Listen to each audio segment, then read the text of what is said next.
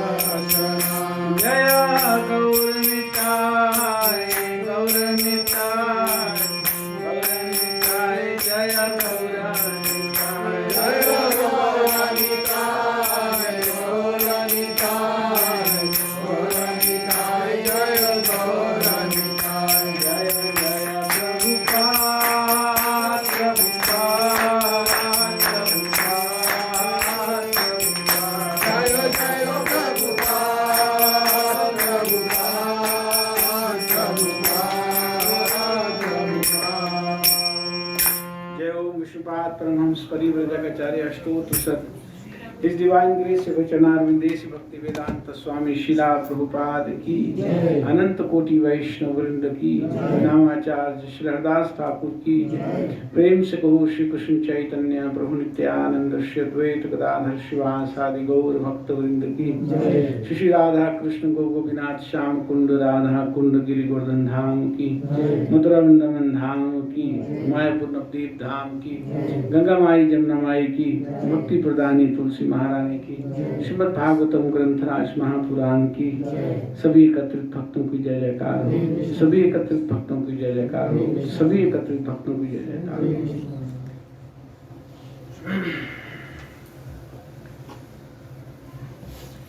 श्रीमद् भागवतम 6, 11, 24, 25, 26, 27। ओम नमो भगवते वासुदेवाय। ओम नमो भगवते वासुदेवाय। ओम नमो भगवते वासुदेवाय। ओम नमो भगवते वासुदेवाय। ओम नमो भगवते वासुदेवाय।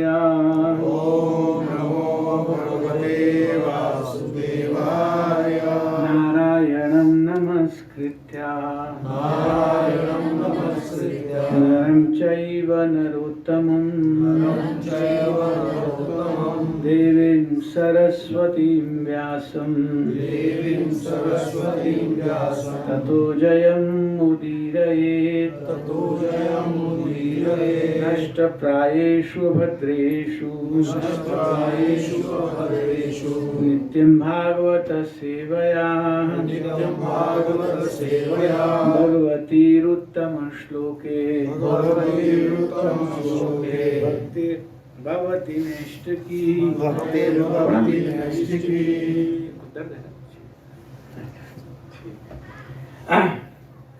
ठीक है। श्रीमद् भागवतम में से आज चर्चा करेंगे।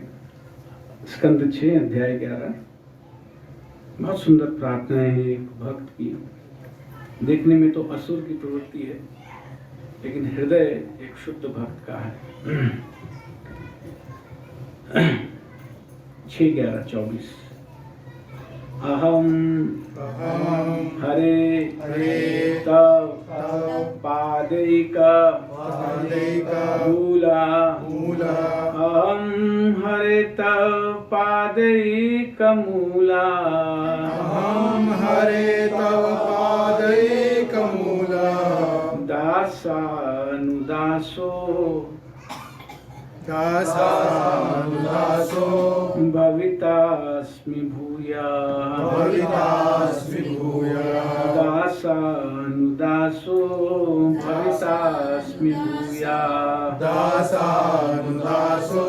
भवितास्मि भूया। मनास्मरेता सुपते गुणांस्ते। मनास्मरेता सुपते गुणांस्ते। मनास्मरेता सुपते गुणांस्ते। मनास्मरेता सुपते गुणांस्ते। तवा कर्म करो तु काया। कर्म करो तु काया। नाना कपृष्ठं न च पारमेष्ठ्यं। न च पारमेष्ठ्यं। न सार्वभौमं नरसाधिपत्यं। न सार्वभौमं नरसाधिपत्यं। न योगसिद्धिरपुनर्भवं वा। न योगसिद्धिर्पुनर्भवं वा। न योगसिद्धिरपुनर्भवं वा। न योगसिद्धिर्पुनर्भवं वा।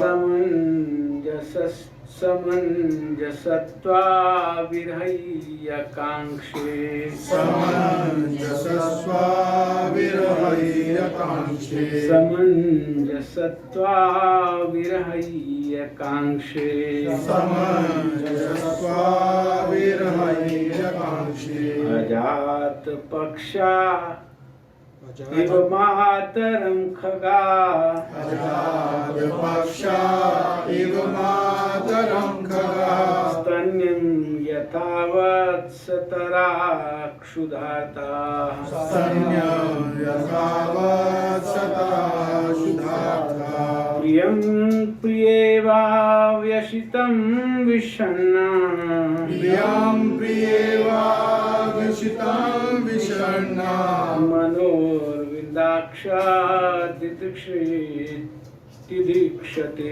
त्वां मनोरविन्दाक्षदिक्षते त्वां मनोरविन्दाक्षदिदीक्षते त्वां मनोरविन्दाक्षदिक्षते त्वां ममोत्तमश्लोकजनेषु सख्यं ममोत्तमश्लोकजनेषु सख्यं संसारचक्रे भ्रमता स्वकर्मभिः संसारचक्रे भ्रमता स्वकर्मभिः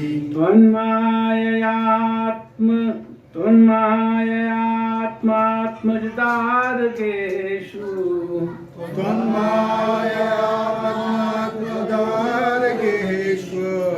त्वन्माययात्मात्मजदारकेषु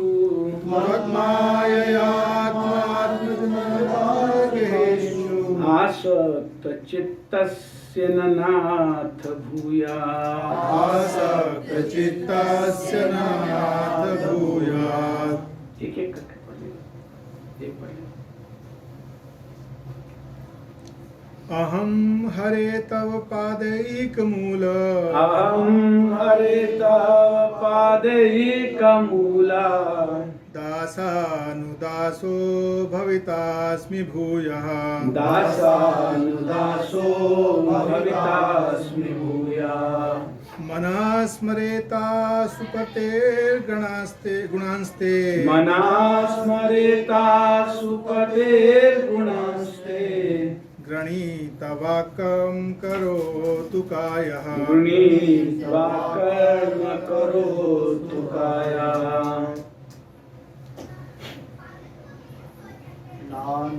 नानापृष्ठं न च पारमेष्ठ्यं नानाकपृष्ठं न च पारमेष्ठ्यं न सार्वभौमं न रसाधिपत्यं न सार्वभौमं न रसाधिपत्यं न योगसिद्धिर्पुनर्भवं वा न योगसिद्धिरपुनर्भवं वा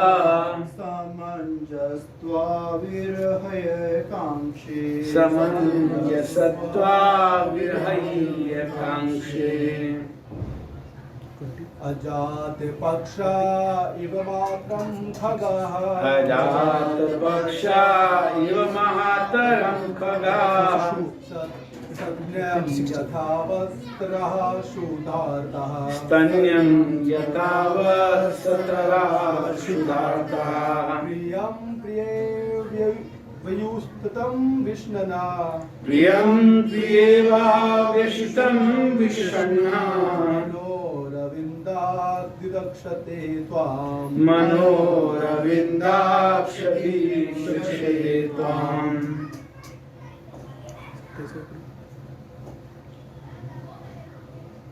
ममोत्तमं श्लोकज्ञानेषु साख्यं ममोत्तमश्लोकजनेषु सख्यं संसारचक्रे भ्रमता स्वकामभिः संसारचक्रे भ्रमता स्वकर्मभिः त्वं माया यत् मजादराज्ञेष्व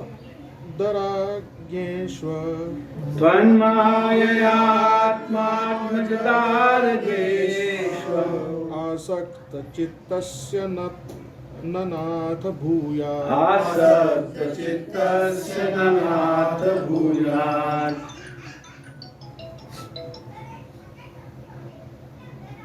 माता जी वापिस 24 से 24th।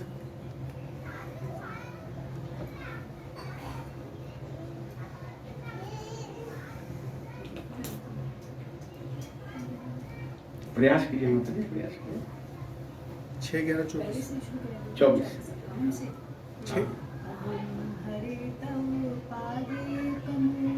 अहं हरे तव पादे कमूला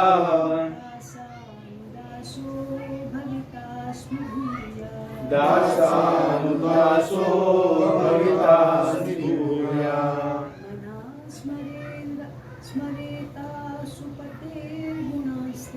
मना स्मरेता सुपतेर्गुणास्ते गृणीत वा कर्म करोतु काया।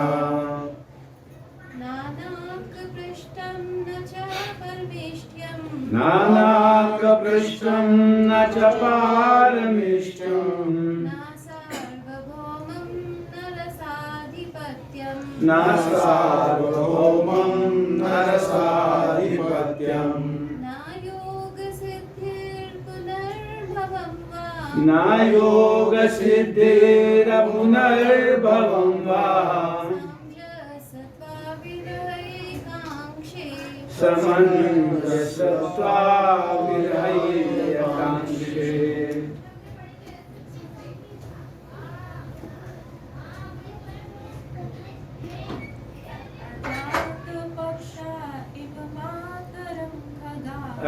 अजातपक्षा इव मातरं खगा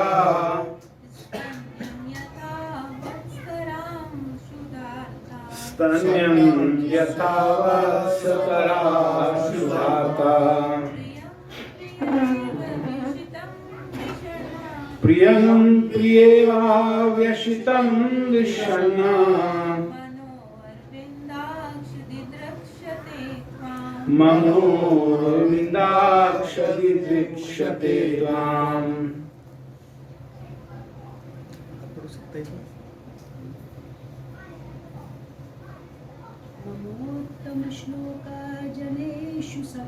ममोत्तम श्लोकजनेषु सख्यम्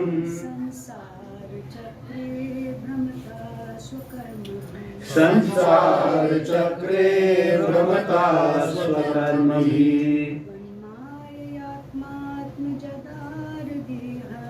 तन्मायात्मात्मजदारदेषु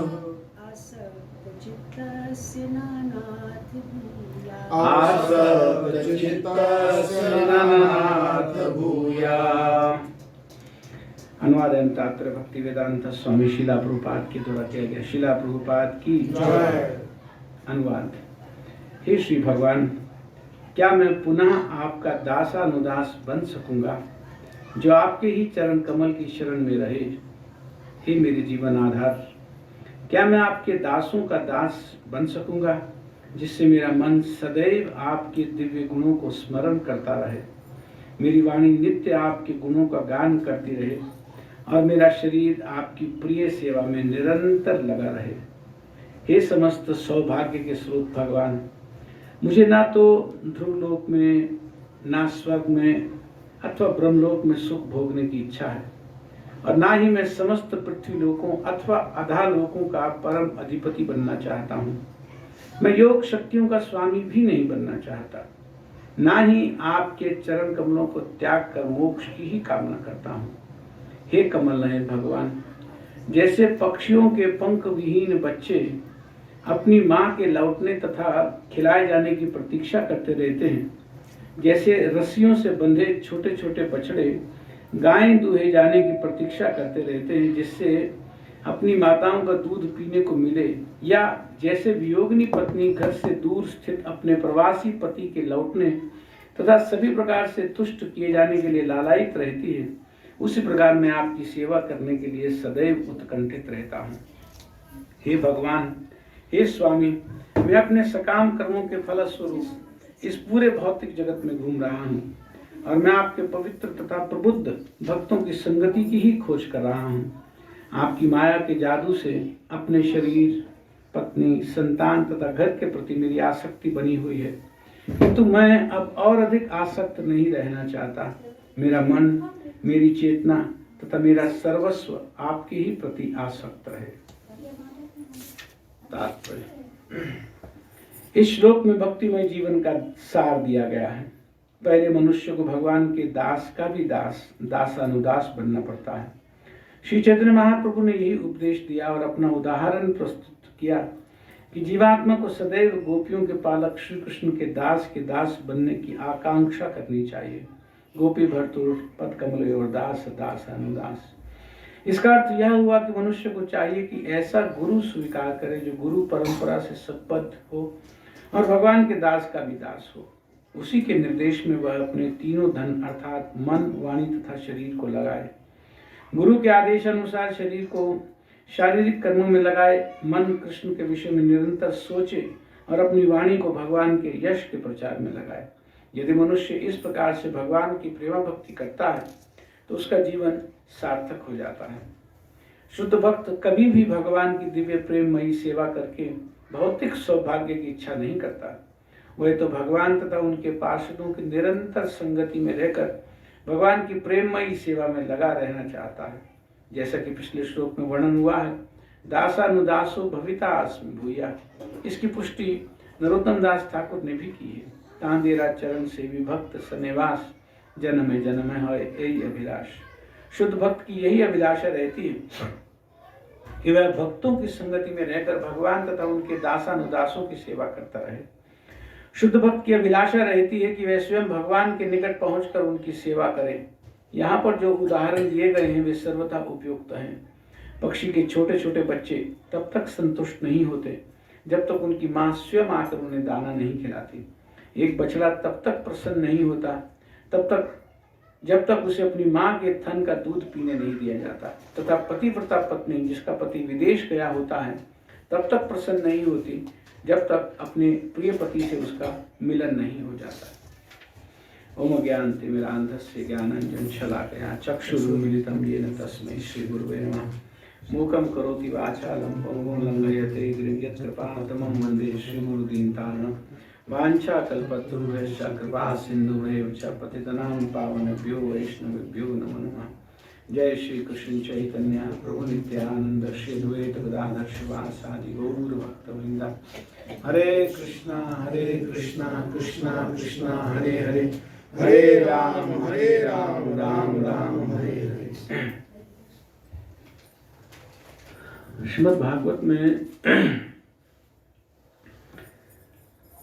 जितना भगवान का चरित्र है, जितना भगवान का चरित्र गाया गया है, उससे अधिक भगवान के भक्तों का चरित्र गाया गया है। हमें भगवान तो बनना नहीं है, हमें तो बनना है भक्त। तो भक्तों के चरित्र में भक्तों के हृदय की स्थिति को देखकर अपने हृदय का भाव बदले। उनके मन में भगवान के प्रति जो ढुल प्रेम है, भगवान के प्रति जो भाव है, श्रद्धा है, निष्ठा है, रुचि है, आसक्ति है, उसको देखकर हमारा आकर्षण भगवान की तरफ बने, भगवान की तरफ मन मुड़े, मन बार बार रह कर भगवान की तरफ जाए। जैसे स्वाभाविक मन पदार्थ में रमता है, वैसे स्वाभाविक भगवान की तरफ मन रमे। यही वास्तव में श्रीमद् भागवत का मुख्य लक्ष्य है, मुख्य प्रयोजन यही है। तो यहाँ बहुत सुंदर ये 4 प्रार्थनाएं एक भक्त की युद्ध के मैदान में है। युद्ध के मैदान में मन बहुत उत्तेजित स्थिति में रहता है, लेकिन फिर भी एक भक्त किस तरह भगवान के साथ हर स्थिति में जुड़ा रहता है। उसका बाह्य परिवेश कुछ भी हो, लेकिन उसका आंतरिक प्रवेश कभी भी नहीं बदलता। उसका भगवान के साथ जो कनेक्शन है, भगवान के साथ जो उसका लगाव है, वो किसी भी परिस्थिति में कम नहीं होता है। इन श्लोकों पे कुछ चर्चा करने से पहले थोड़े मैं भूमिका बता देना चाहता हूँ कि वास्तव में स्थिति क्या है। देवराज इंद्र और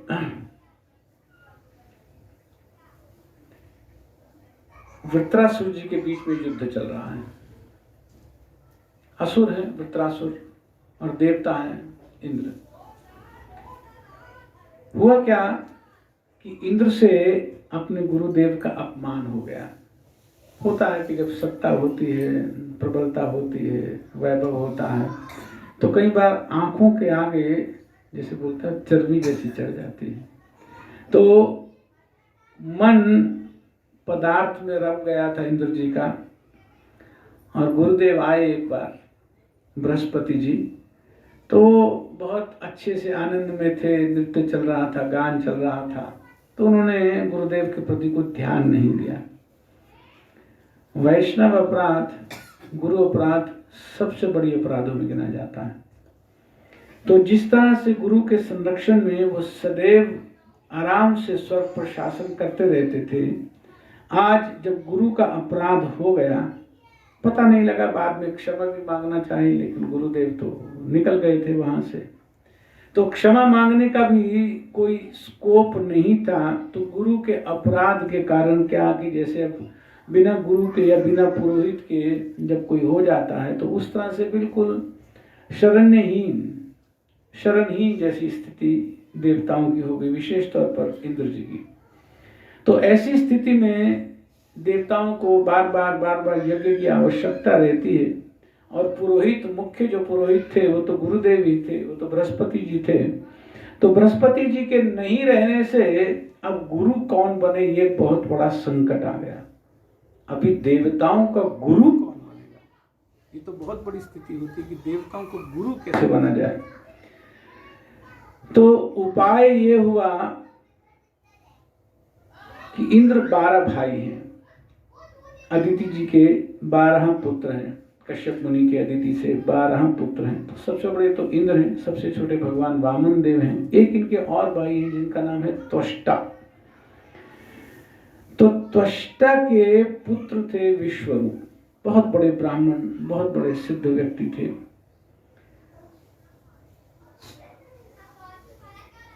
भगवान की प्रार्थना की, ब्रह्मा जी की प्रार्थना की, तो ब्रह्मा ने सुझाव दिया कि तुमसे तुम्हारे गुरु तो नाराज हो गए, लेकिन विश्वरूप जी को अगर तुम अपना गुरु बना लो तो विश्वरूप भी सक्षम व्यक्ति हैं, वो तुम्हारा मार्ग प्रशस्त करते रहेंगे, तो किसी भी तरह का तुम्हें संकट नहीं आएगा विश्वरूप जी के मार्गदर्शन में। अगर वो तुम्हारे पुरोहित बनेंगे यज्ञ इत्यादि में तो कोई दिक्कत नहीं आएगी। तो विश्वरूप जी के संरक्षण में यज्ञ प्रारंभ होते हैं। लेकिन होता क्या है एक्चुअली, त्वष्टा जो विश्वरूप के पिता हैं, इनकी पत्नी असुर परिवार से संबंधित है। तो उस दृष्टि से जो विश्वरूप हुए तो उनके दादा के तरफ के तो कौन हो गए, देवता, और नाना की तरफ के कौन हो गए, असुर हो गए। अब ये स्थिति आ गई। अब कोई अपने चाचा को बचाने के लिए और अपने मामा को मारने का तो यज्ञ शायद नहीं करे, तो क्या किया इन्होंने, अब संस्कृत के मंत्र होते हैं, बड़े गूढ़ प्रगाढ़ विद्वान थे, वो क्या करते थे कि जब यज्ञ में आहुति डालते थे तो बीच बीच में तो देवताओं के लिए आहुति डालते थे, और जब इंद्र की इधर उधर निगाह होती थी तो अपने मामा और नाना की भी आहुति डाल देते थे कि उनकी भी विजय हो। तो दोनों की विजय करवा रहे थे। तो एक बार थोड़ा सचेत हुए, कौन, इंद्र थोड़ा सचेत हुए, तो उनको लगा ये सिर्फ हमारे लिए आहुति नहीं डाल रहा है, ये तो उनके लिए भी आहुति डाल रहा है। तो उनको बड़ा क्रोध आया कि ये क्या हमारा पुरोहित है और उधर से उधर उनका भी काम कर रहा है। तो उसके 3 सिर थे, वो तीनों सिर को काट दिया। विश्वरूप के 3 सिर थे तो तीनों सिर को काट दिया। अब काट तो दिया 3 सिर को, पहले गुरु का अपराध किया था, अब दूसरा ब्राह्मण का अपराध भी कर बैठा। अब जो भी है तो ब्राह्मण का ही पुत्र, तो उसका तो ब्राह्मण था, बहुत बड़ा ब्राह्मण था, और तो उसका भी अपराध बन गया। गुरु का अपराध पहले ही चल रहा था, तो अब संकट और गड़बड़ हो गया उसके साथ। मैं उस कथा में नहीं जाऊंगा, मैं यहाँ जल्दी आना चाहता हूँ श्लोकों पे। तो जो त्वष्टा थे, अब विष्णु के कौन है त्वष्टा? पिता, पिता, ठीक है ना। तो त्वष्टा अब क्रोधित हो गए अपने भाई से। किससे? इंद्र से। कि क्या इसने, त्वष्टा को समझ में नहीं आया कि किस लिए, अरे इसको गुरु बनाया, पुरोहित बनाया, मार दिया इसको, ये अपने आप क्या समझता है। तो त्वष्टा ने संकल्प किया कि मैं एक ऐसा यज्ञ करूंगा कि यज्ञ से एक मुझे इस तरह का पुत्र उत्पन्न होगा जो इंद्र का हत्यारा, जो इंद्र की हत्या कर देगा। संकल्प किया, वो भी ब्राह्मण है, देवता है। तो त्वष्टा ने यज्ञ प्रारंभ किया और यज्ञ का लक्ष्य था कि इंद्र को मारने वाली संतान चाहिए। लेकिन संस्कृत भाषा थोड़ी सी ऐसी है, जरा सा कहीं दीर्घ का ह्रस्व हुआ, ह्रस्व का दीर्घ हुआ तो सब गड़बड़ हो जाता है।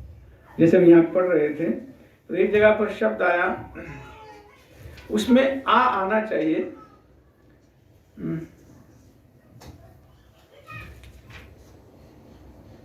हाँ, ना योग सिद्धि अपुनर्भवन वा, वो अपुनर्भवन मतलब दोबारा जन्म ना होना। तो संस्कृत का ऐसा ही है, मतलब बहुत स्पेसिफिकली अब एक शब्द ऊपर का नीचे अगर दीर्घ का ह्रस्व हो जाता है, जहां पर थोड़ी मात्रा छोटी लगानी है वहां बड़ी लगा दें तो अर्थ का अनर्थ हो सकता है। जैसे वसुदेव है तो वसुदेव और वासुदेव में कोई बहुत अंतर नहीं है, बस एक ह्रस्व और वही अंतर है बस, लेकिन अर्थ बहुत बदल जाता है। वसुदेव का मतलब होता है कौन? पिता। और जब पुत्र की बात करेंगे तो वासुदेव हो गया। तो इसी तरह से जब उसने वहां पर मंत्र उच्चारण किया त्वष्टा ने, तो मंत्र उच्चारण करते करते जब वो स्थिति आई, जब वो स्थान आया, जब उस समय आया कि इंद्र का हत्यारा होना चाहिए मेरा पुत्र, तो श्लोक जिस दृष्टि से, जिस ढंग से उसने उच्चारण किया, तो श्लोक का अर्थ निकल गया कि मेरा पुत्र वो हो जिसका इंद्र हत्यारा हो जाए। गड़बड़ ये हो गई कि इंद्र हा बोलना चाहते थे वो, लेकिन हा थोड़ा सा बढ़ा दिया उन्होंने। तो हा बढ़ाने से कुछ ऐसा नियम है कि जिससे वो अर्थ उल्टा हो गया। अर्थ उल्टा होने से जो पुत्र तो उत्पन्न हुआ, उस पुत्र का नामकरण भी हुआ वृत्रासुर। इतना विशाल काय वो राक्षस था, इतना विशाल काय राक्षस था कि पहाड़ जैसे चल रहा हो ऐसा उसकी चाल थी। तो वो सीधा जन्म लेते ही उसी यज्ञ कुंड से उसने जन्म लिया, और कुंड से जन्म लेते ही सीधा युद्ध के मैदान में जहां पर देवता इत्यादि थे, तो सीधा वहां पर गया और उसने फिर वहां पर मारकाट मचाना पूरी तरह से देवताओं के विरुद्ध शुरू कर दिया। इतना बुरा उसने किया उनका कि अब देवताओं को यह समझ में आ गया कि यहाँ युद्ध भूमि में खड़े रहने का अर्थ है कि अब हम बचेंगे नहीं, तो यहाँ से भागने में ही भलाई है। अब जो तो बच गए वो तो भाग गए, बाकी जो मर गए वो तो मर ही गए। अब गए वहां से वो भगवान की प्रार्थना की कि भगवान अब कुछ बचाओ, ये तो अगर दोबारा युद्ध हुआ तो हम में कोई बचेगा नहीं। तो भगवान प्रकट हुए, तो भगवान ने कहा कि एक ऋषि हैं, बहुत तपस्वी हैं, अगर उनकी हड्डियों से तुमको अस्त्र बना हुआ मिल जाए तो उस अस्त्र से इस राक्षस का, इस असुर का वध किया जा सकता, अन्य कोई उपचार नहीं है, इसको मारा ही नहीं जा सकता। तुम उस ऋषि के पास जाओ, वो मान जाएगा, बहुत करुणावान है, दयालु है, तुम्हारी बात समझ में आ जाएगी, वो मान जाएगा। तो सभी देवता इकट्ठा होकर के जाते हैं। अब देखिए, अपनी जान बचाने के लिए अगर दूसरे की अस्थि मांगने का मतलब क्या होता है कि भाई तू मर ताकि हम जिए, यही मतलब होगा ना। वह आप मरो, आपकी अस्थि हमको मिले ताकि हम बचें। तो प्रार्थना सौम्य रूप से की, लेकिन सार तो यही है कि बस अब आपका समय बहुत होगा, क्योंकि हमें जीना है, इसलिए अब आप चले जाओ, हमें अस्थि अपनी दे जाओ। तो बहुत सुंदर वार्तालाप होता है दोनों के बीच में। लेकिन बाद में आकर के दधीचि ऋषि बहुत तपस्वी होते हैं, भगवान के शुद्ध भक्त होते हैं, वो जान जाते हैं कि इसमें भगवान की इच्छा है, भगवान की मर्जी है, भगवान चाहते हैं कि अस्त्र बने ऐसा जिससे ये असुर मारा जा सके। तो वो तैयार हो जाते हैं और भगवान के ध्यान में, भगवान के स्मरण में नाम जप करते करते करते करते अपना शरीर त्याग देते हैं। लिखा गया कि शरीर वो ऐसे त्याग देते हैं जैसे मान लीजिए कोई शराबी है और शराबी के तन से अगर कोई कपड़ा उतर भी जाए, मान लो किसी शराबी ने कोई शॉल पहनी हो या कोई कपड़ा पहना हो, बिल्कुल मस्ती में कहीं पर गिर रहा उठ रहा, उसको पता भी नहीं कि उसके शरीर से उसका कपड़ा उतर गया, कोई उत्तरी या शॉल जो है, बस इस तरह से उनका शरीर बिल्कुल भगवान के ध्यान में रह करके उनका शरीर छूट गया। उसके बाद अस्थि से इनके अन्य संबंधी विश्वकर्मा जी ने वो बहुत सुंदर अस्त्र बनाया और अस्त्र बना करके अब इंद्र जी के पास पहुंचे। इंद्र जी ने लेकर के उसके बाद अब युद्ध प्रारंभ किया। युद्ध हुआ, बहुत घमासान युद्ध हुआ।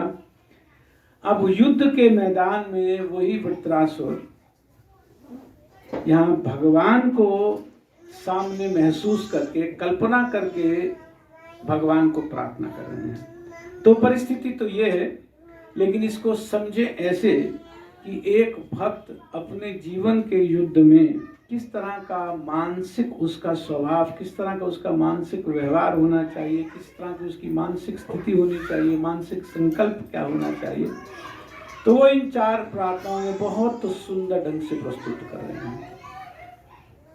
शरीर में रहते रहते, परिवार में रहते रहते, गृहस्थी में रहते रहते मन ऊपर नीचे रहता ही है।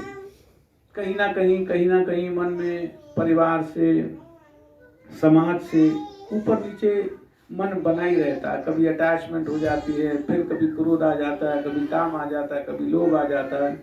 ये सब बिल्कुल लगातार चलता रहता है।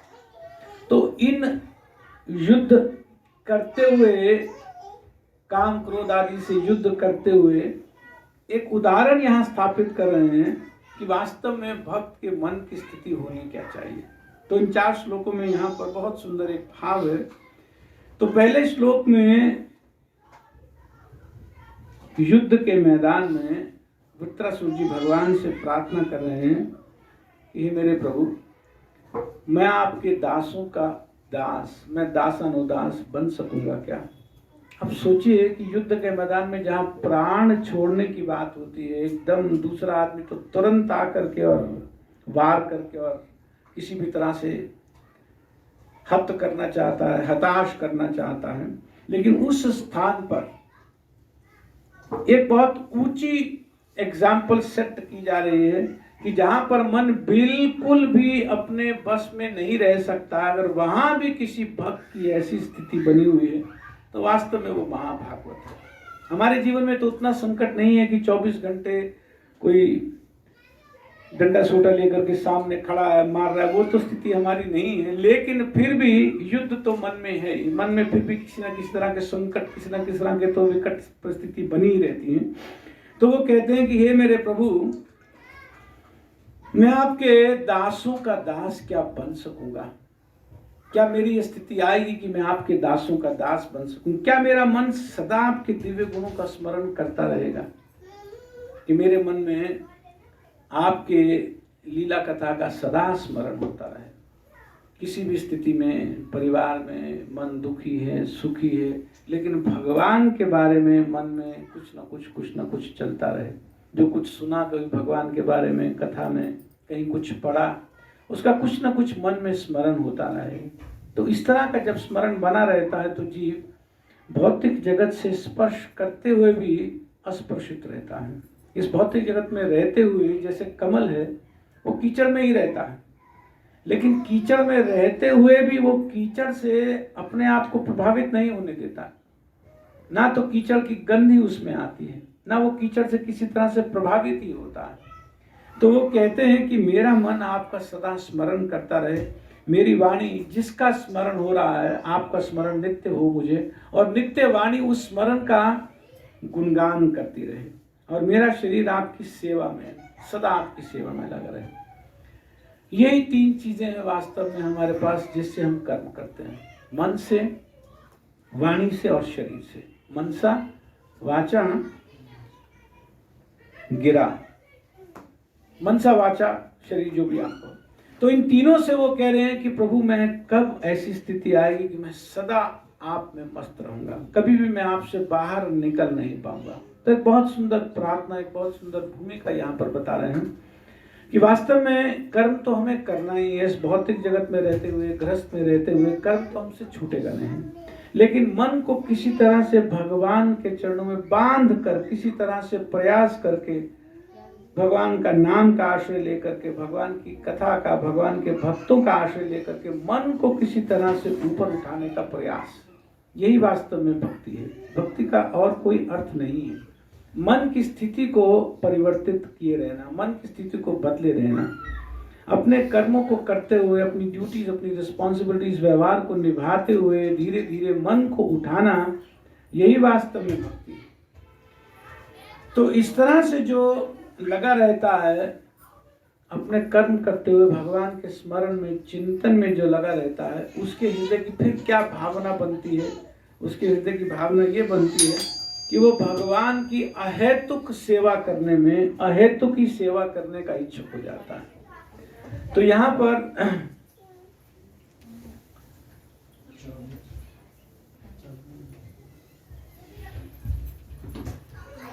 तो वो भगवान की अहेतुक की सेवा करने का एक इच्छुक बन जाता है कि किसी भी तरह का कोई हेतु, कोई कारण नहीं है, मैं भगवान की सेवा कर रहा हूँ, उसके लिए कोई उपलक्षण नहीं है, कोई कॉज नहीं है, बस सेवा में ही मैं प्रसन्नता महसूस करता हूँ, सेवा ही अपना कर्तव्य मानता हूँ। उस दृष्टि से करते हुए मुझे वापस बदले में कुछ नहीं चाहिए, मुझे वापस भक्ति करते हुए कोई इच्छा नहीं है कि मुझे ये प्राप्त करना है, ये प्राप्त करना है, धाम प्राप्त करना है, कुछ प्राप्त नहीं करना। इसको अहेतुकी भाव से भगवान की भक्ति कहा जाता है।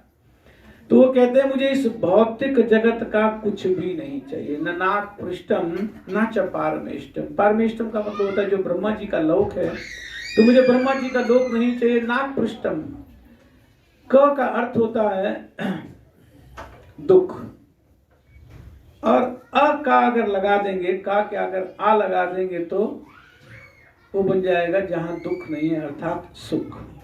और उसके भी आगे अगर ना लगा देंगे तो ना और आ दोनों माइनस माइनस होते हुए कैंसिल हो जाते हैं, तो क्या बचा? दुख। सुख।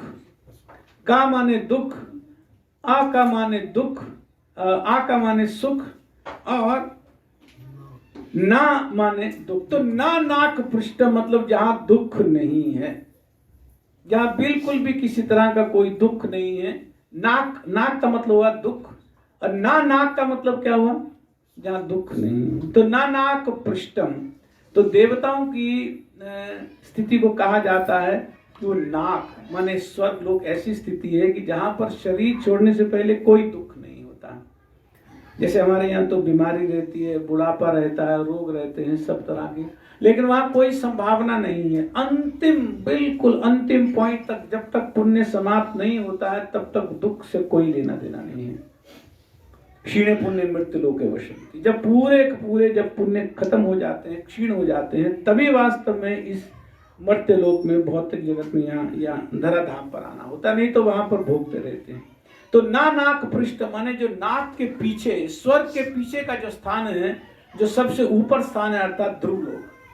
कि मुझे ध्रुव लोक नहीं चाहिए, मुझे ब्रह्मा जी का लोक भी नहीं चाहिए। सार्वभौम, सार्वभौम का मतलब क्या होता है? इस पूरी की पूरी भूमि का, पृथ्वी का अगर किसी को मालिक बना दिया जाए, कुछ छोटा मोटा लेजिस्लेटिव असेंबली का इलेक्शन होता है, तो वहां पर ही मार काट मच जाती है। कोई छोटा सा एरिया, कोई बहुत उसके नाम में नहीं लिख रहे होते हैं, बस 5 साल के लिए उस एरिया को रिप्रेजेंट करना होता है मात्र, और उस पर ही इतनी मार काट मच जाती है। अगर कोई बात करे स्टेट की, कोई कंट्री की पूरी भूमि का अगर किसी को कहा जाए कि कल से आप भूमि के अधिपति हैं, तो वो कह रहे हैं मुझे वो भी नहीं चाहिए। रसाधिपत्यम, रसातल इत्यादि, जहां पर मान लो बलि महाराज हैं, बहुत बहुत समृद्ध लोग है, तो मुझे वो भी नहीं चाहिए। ना योग सिद्धि, मुझे 8 तरह की सिद्धि भी नहीं चाहिए। अपुनर्भव, ऐसी स्थिति भी नहीं चाहिए कि मेरा, अपुनर्भव का मतलब कि मेरा मोक्ष हो जाए। तो फिर बोलते हैं कि अगर त्वा विरह्य कांक्षे, अगर आपकी सेवा नहीं है, समंजस भगवान को संबोधित करते हुए कह रहे हैं कि अगर आपकी सेवा नहीं है, अगर आपका विरह, आपकी सेवा से मैं दूर हूं, तो मुझे इस तरह का कोई भी स्थान नहीं चाहिए। अगर आपकी सेवा है तो जहां भी आपकी सेवा बने, वो ही चाहे नरकलोक है, ध्रुवलोक है, ब्रह्मलोक है, सार्वभौम, जहां मुझे रखो, पृथ्वी पर रखो, यहाँ मुझे कोई दिक्कत नहीं है। आपकी सेवा से भी कोई भी शरीर मुझे नहीं चाहिए। तो एक प्रार्थना भक्त की सेवा की, मात्र एक सेवा करना चाहते हैं, मन सदा भगवान का स्मरण रहे, वाणी गुणगान करती रहे और शरीर से भगवान की सेवा बने। तो पहली सेवा तो, पहली प्रार्थना तो वहां ये कर रहे हैं। और दूसरी में क्या करें, मुझे किसी भी तरह का कोई लोभ नहीं है, सेवा से मैं कुछ प्राप्त नहीं करना चाहता हूं, ये सब मुझे नहीं चाहिए। तीसरी प्रार्थना बहुत सुंदर है। अगर मान लो भगवान ये कहें कि ठीक है, आप कह रहे हो ना ना ना ना पृष्ठम ये नहीं चाहिए, ना पारमेष्टम, आपको पारमेष्ट नहीं चाहिए, आपको योग सिद्धि भी नहीं चाहिए, आपको अपनर्भवम नहीं चाहिए, तो आपको चाहिए क्या? ये बहुत सुंदर प्रार्थना यहाँ पर कह रहे हैं। बोले बस मैं एक बार आपका दर्शन करना चाहता हूँ, मैं बहुत समय से तड़प रहा हूँ, आपका एक बार बस एक झलक आपके दर्शन करना चाहता हूँ। वो मेरी कितनी प्रबल इच्छा है आपका दर्शन करने की, मेरे मन में कितनी उत्कंठा है। सेवा तो मैं पूर्ण रूप से करना चाहता हूँ, लेकिन एक बार बस आपका एक झलक आपका बस मुझे दर्शन मिल जाए। तो अपने मन की पीड़ा बता रहे हैं कि किस तरह से, किस उत्कंठा से मैं आपका दर्शन करने के लिए लालायित हूँ। वो भी एक सेवा है। मंदिर में हम जाते हैं, भगवान का दर्शन करते हैं, सेवा ही है भगवान की। लेकिन वो कह रहे हैं कि मेरे मन में कितनी उत्कंठा है प्रभु आपका दर्शन करने की। तो कहते हैं कि अजात पक्षा इव मातरा खगा। अजात पक्षा, पक्ष होते हैं पंख, अजात पंख माने क्या होता है कि जिनके अभी पंख उगे नहीं हैं, अजात पक्षा। तो ऐसे खगा, ऐसे पक्षी जिनके अभी पंख नहीं उगे हैं, माने कौन से पक्षी? बच्चे, बिल्कुल छोटे छोटे बच्चे। जब पक्षी बच्चों को जन्म देते हैं तो 2 स्टेज पे जन्म देते हैं। सबसे पहले तो अंडा देते हैं, और अंडे को फिर जब मादा पक्षी सेती है, धीरे धीरे उसमें जब हीट जनरेट करती है तो उसमें से अंडा फोड़ करके पक्षी निकलते हैं। तो पहले ही दिन उनके पंख नहीं आ जाते हैं, पहले ही दिन पर नहीं आ जाते हैं, क्योंकि तो सुधारता कि जैसे गाय के जो बछड़े हैं, अब क्या है कि सिस्टम क्या होता है कि गाय चरने जाती है बाहर वन में, 5, 7, 8, 10 किलोमीटर, 2, 4 घंटे 6 घंटे लग जाते हैं। तो पीछे से जो अभी बछड़े खाने वाले नहीं हुए, अभी दूध ही पीते हैं, माँ के दूध पर ही डिपेंडेंट हैं, तो जब तक माँ नहीं आएगी तो उनको भूखा रहना पड़ता है। तो बहुत तरसते हैं। एक तो माँ से स्नेह भी चाहिए, माँ आती है, चाटती है, प्यार करती है, स्नेह करती है, दुलार करती है, और साथ में दूध भी, भूख पेट भी बढ़ता है। तो जिस तरह से गाय के छोटे छोटे बछड़े, जो नवजात बछड़े हैं, वो माँ के आने की प्रतीक्षा करते हैं, उसी तरह से मैं आपके दर्शन करना चाहता हूँ, मैं आपको देखना चाहता हूँ, हे कमल नयन, मैं आपको देखना चाहता हूँ। फिर एक उदाहरण और देते हैं कि प्रियम प्रिय व व्यशितम विषन्ना। मान लीजिए अगर किसी का पति बाहर गया हुआ है, कहीं विदेश में गया हुआ है, और वो जा नहीं सकती है, बेचारे अपने पति को मिलने नहीं जा सकती है, तो प्रतीक्षा करती है, बहुत बहुत जोहती है, बाट जोहती है, कब आएंगे कब आएंगे कब आएंगे। आएंगे तो उनकी सेवा, पता नहीं क्या खाते होंगे, बाजार से खा रहे होंगे, उनको तो डाइजेस्ट भी नहीं हो जाता है, उनको तो एसिडिटी हो जाती है, कई कई कई कई तरह के उसके मन में विचार आते हैं। तो सेवा करना चाहती है, पति की सेवा करना चाहती है, लेकिन बेबस है, सेवा नहीं कर पा रही है, बेबस है, दुखी है। तो जिस तरह से पक्षी जिनके अभी पंख नहीं उगे हैं अपनी माँ की प्रतीक्षा करते हैं, जिस तरह से बछड़े जो भी नवजात हैं, कुछ कर नहीं पाते हैं, बाहर नहीं जा सकते हैं, माँ के साथ नहीं जा सकते हैं, भूखे हैं, जैसे वो अपनी माँ की प्रतीक्षा कर रहे हैं।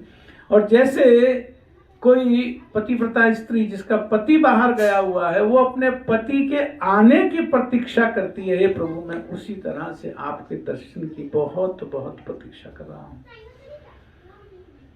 मनो अरविंदाक्ष दिदृक्षे त्वाम, आपको मैं देखना चाहता हूँ, हे अरविंदाक्ष। अरविंदाक्ष का मतलब कमल नयन, कमल लोचन। तो एक कमल लोचन कहने से ये मान लेना चाहिए कि बहुत सुंदर है प्रभु, आपको मैं देखना चाहता हूँ, आपको मैं दर्शन करना चाहता हूँ। तो एक प्रश्न हमारे आचार्यों ने उठाया कि दर्शन तो एक ही भगवान का करना है, तो एक दर्शन के लिए सिमिलर 3 उदाहरण देने की क्या आवश्यकता है? एक ही उदाहरण से काम हो जाता कि जैसे अजात पंखों वाले पक्षी अपने माँ की प्रतीक्षा कर रहे हैं, उसी मैं आपकी प्रतीक्षा कर रहा हूं। तो फिर दूसरा उदाहरण दे दिया, फिर तीसरा उदाहरण दे दिया, 3 उदाहरण दे करके बात वही कह रहे हैं। तो ये तो रिपीटिशन हो गया। कोई संस्कृत में ऐसी कोई बहुत हाई क्लास स्टैंडर्ड वाली तो ये कंपोजिशन नहीं मानी जाएगी। उनके हृदय की स्थिति में कुछ गड़बड़ नजर आ रहा है कि ऐसा नहीं होना चाहिए। लेकिन फिर टीका में हमारे आचार्य लिखते हैं कि वास्तव में ये बात नहीं है।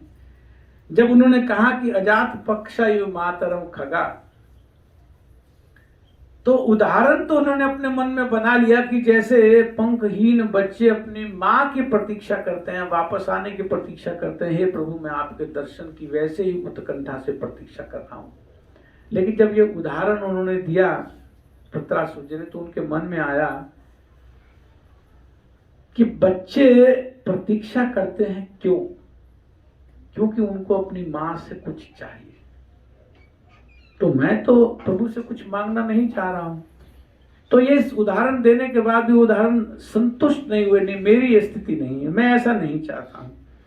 तो इस उदाहरण को देने के बाद भी उनको लगा कि नहीं ये कुछ कम है, यहां स्थिति कुछ कमी वाली लग रही है। तो फिर उसके बाद दूसरा उदाहरण दिया कि पक्षी जो अपनी मां से चाहते हैं, मादा पक्षी से चाहते हैं, अपनी मदर से चाहते हैं, वो मां से मां की चीज नहीं चाहते हैं। जैसे कोई कीट होगा या कोई अन्न होगा, कोई खाने की चीज होगी, वो मां से अलग होगी, मां से बाहर की चीज होगी। लेकिन जो गाय के बछड़े हैं वो मां से बाहर की चीज नहीं चाहते हैं, मां की ही चीज चाहते हैं, मां के अंदर का ही दूध चाहते हैं। तो ये उदाहरण देकर के उनको लगा नहीं थोड़ा बेटर, लेकिन फिर भी उनके मन में आया नहीं ये अभी भी गड़बड़ है, मैं कुछ चाहता तो हूं ही नहीं, भगवान से मैं कुछ चाहता कहां हूं। तो फिर उनके मन में ये तीसरा उदाहरण आया कि जैसे कोई पतिव्रता स्त्री अपने पति का जो बाहर गया है, विदेश में गया है, सेवा करना चाहती है, उसके बारे में चिंतित है, पता नहीं सुखी होंगे, कुछ खाते होंगे, ठीक से आराम मिलता होगा, खुद धोना पड़ता है, कपड़े धोने पड़ते होंगे, वो सब मैं होती तो मैं सेवा करती, मैं उनका ध्यान करती। तो वो पति की सेवा करने के लिए वास्तव में पति के पास पति का दर्शन करना चाहती है। तो जब ये तीसरा उदाहरण दिया तो तब उनको लगा अब ठीक है कि वास्तव में जैसे कोई पतिव्रता स्त्री अपने विदेश गए हुए पति की प्रतीक्षा कर रही होती है, उसकी सेवा के लिए प्रतीक्षा कर रही होती है, प्रभु मैं उसी तरह से आपके दर्शन की अभिलाषा करता हूं। लेकिन एक कॉमन चीज है तीनों उदाहरण में कि तीनों स्थिति में परवशता है, तीनों स्थिति में डिपेंडेंसी है, तीनों स्थिति में एक बरबसता है, कर नहीं पा रहे हैं कुछ, चाहे वो छोटे अजात पक्षी हैं, चाहे बछड़े हैं, चाहे वो स्त्री है जो कुछ जा नहीं सकती है, कुछ बंधन है, परिवार का भी हो सकता है, कई बार वीजा की भी कोई रिस्ट्रिक्शंस होती है, कोई भी रिस्ट्रिक्शंस है, माने परवशता है। तो उसी तरह से यहाँ ये प्रार्थना में कह रहे हैं कि प्रभु मेरी भी परवशता है, मेरे में शक्ति नहीं है कि मैं स्वयं प्रयत्न से अपने आप के पास आ सकूं। भक्त कितना ही प्रयत्न करे, कितना ही भक्ति करे, वो ये अधिकार से नहीं कह सकता है कि मैं भगवत धाम जाने का अधिकारी हो गया। ये संभावना नहीं है, क्योंकि भगवान का दर्शन भगवान की कृपा का ही प्रतिफल होता है। तो वहां भी जैसे परवशता है, उसी तरह से भक्त कितना ही भगवान की भक्ति में बढ़ चढ़ जाए, परवशता तो बनी रहती है। और ये परवशता ही जन्म देती है दैन्यता को। जो ह्यूमिलिटी होती है, जो जेन्युइन ह्यूमिलिटी होती है, वो तभी डेवलप होती है जब ये आभास होने लगता है कि वास्तव में मैं भगवान के बिना अधूरा हूं। हमें वो जेन्युइन ह्यूमिलिटी डेवलप हो क्यों नहीं पाती है? इसीलिए डेवलप नहीं हो पाती है क्योंकि मन अपने आप को या अपनी स्थिति को हम बहुत इंडिपेंडेंट से माने रहते हैं। हम अपने आप को इंडिपेंडेंटली क्वालिफाइड जैसा मानते हैं, लेकिन वो वास्तविक स्थिति हमारी नहीं है। बिना कृपा के, भगवान की कृपा के, साधु की कृपा के, गुरु की कृपा के, वैष्णव की कृपा के, कोई भी भक्त अपना जीवन सुदृढ़ नहीं कर सकता है, अपना जीवन उत्तम गति में नहीं लेकर के जा सकता, उसका लक्ष्य वो प्राप्त नहीं कर सकता है। तो परवशता तो है, लेकिन इस परवशता में जो प्रार्थना है, इस परवशता में जो की गई प्रार्थना है, जो प्रेयर्स हैं, वो भगवान के हृदय को कचोट देती हैं, भगवान के हृदय को पिघला देती हैं। तो वास्तव में जब जेन्युइन मूड में जब भगवान की प्रार्थना की जाती है, अनुभव भी होगा सबका, कई भक्तों का अनुभव होगा कि जब बहुत हेल्पलेस सिचुएशन में, जब वास्तव में भगवान की एक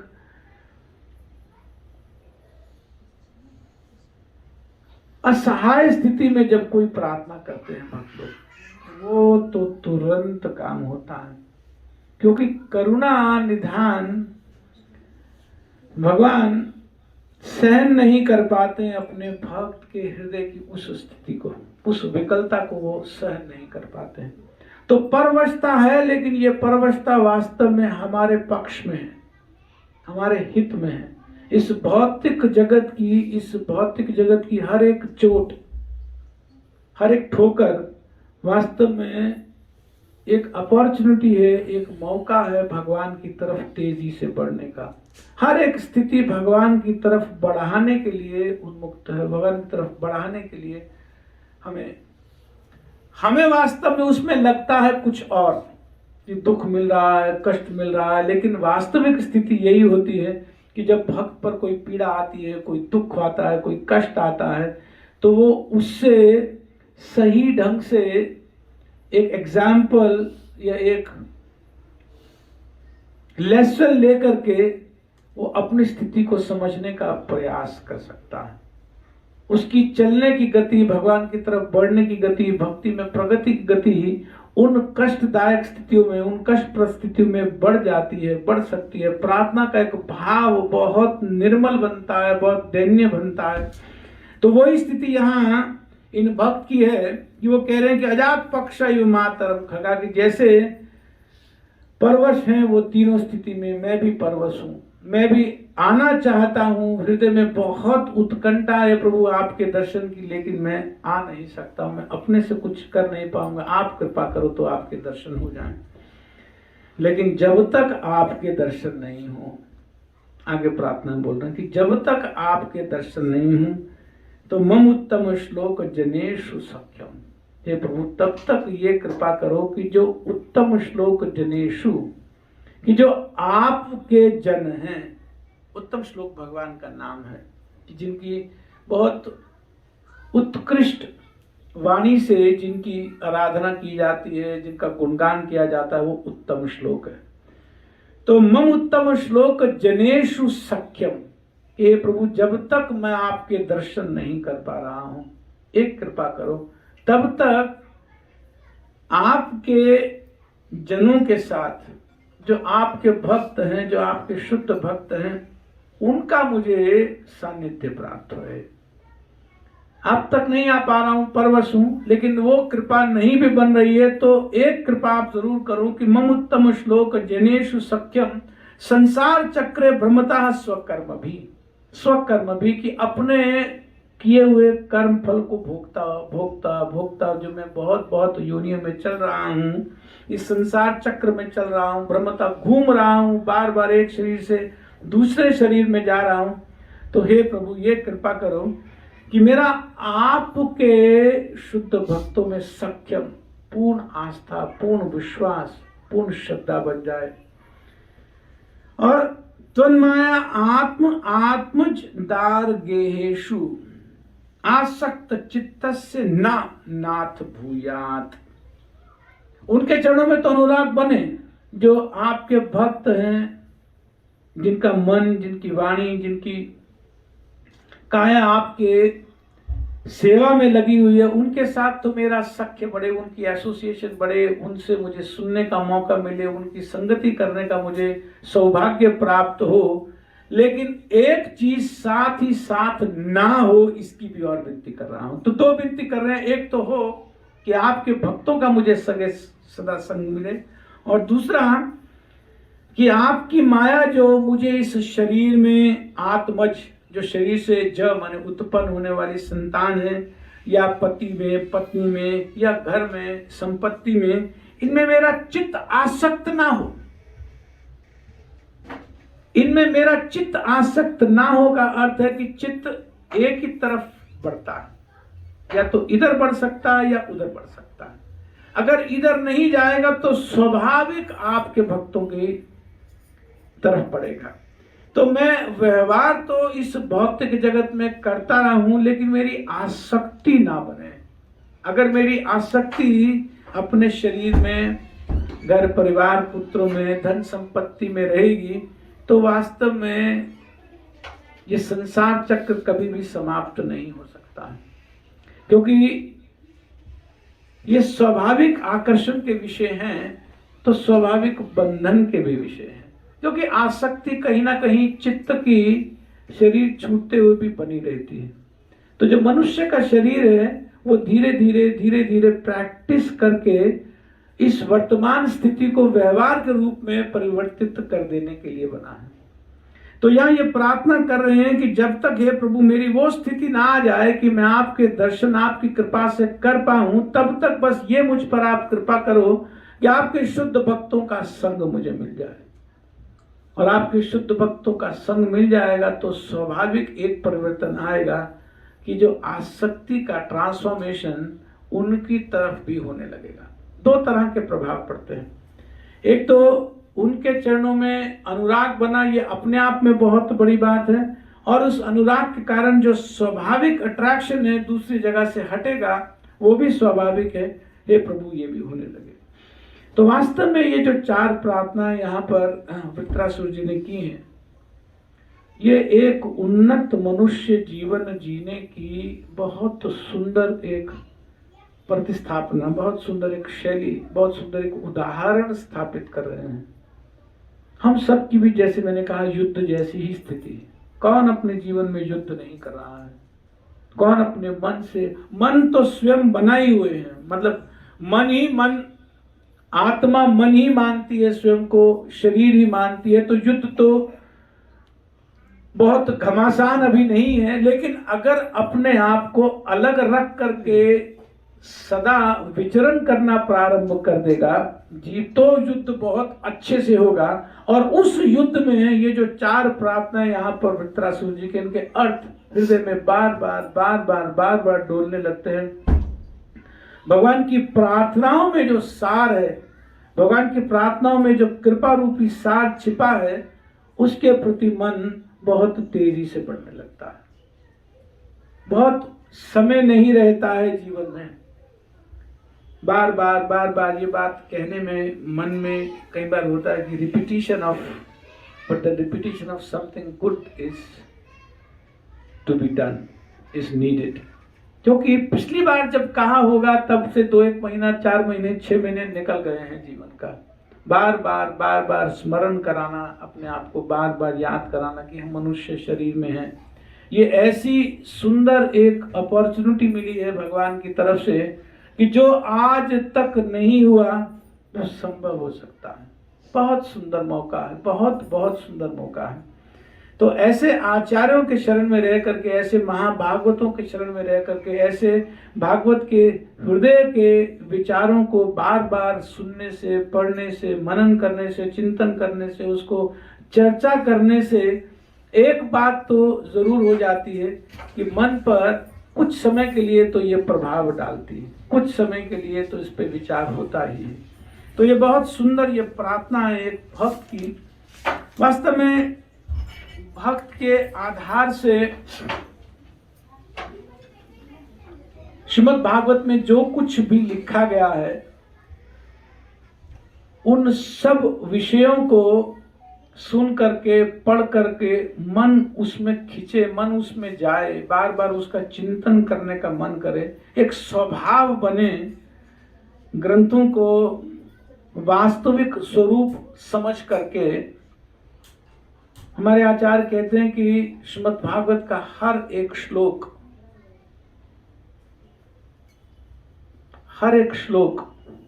श्रीमद् भागवत का अपने आप में एक इंडिपेंडेंट पर्सनालिटी है, अपने आप में एक शुद्ध भक्त जैसी पर्सनालिटी है। किसी एक श्लोक का भी अगर चरण ठीक से पकड़ लिया जाए, बार बार उसका विचार किया जाए, बार बार उस पर मनन किया जाए, जैसे ये 4 प्रार्थनाओं में से किसी एक का चरण अगर पकड़ लें, किसी एक का, मैं आपका दर्शन करना चाहता हूं प्रभु, या आपके शुद्ध भक्तों का संग रहे, बस मुझे और कोई आपसे काम, किसी भी तरह से कोई भी एक भाव हृदय में आए और बार बार उसी का पोषण हो, उसी का सिंचन हो, तो अपने आप जीवन में परिवर्तन बहुत तेजी से महसूस होने लगता है। तो बस सार में इतना ही है,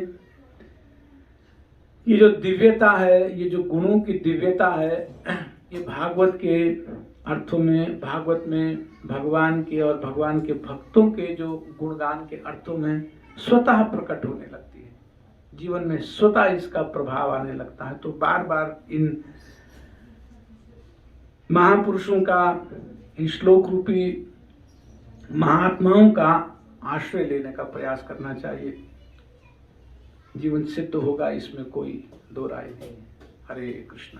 किसी का कोई संशय या कोई डाउट या कोई कमेंट कोई करना चाहे? जी प्रभु जी, थैंक यू सो मच। आपने बहुत सुंदर क्लास ली और बहुत ही एनलाइटेंड क्लास थी।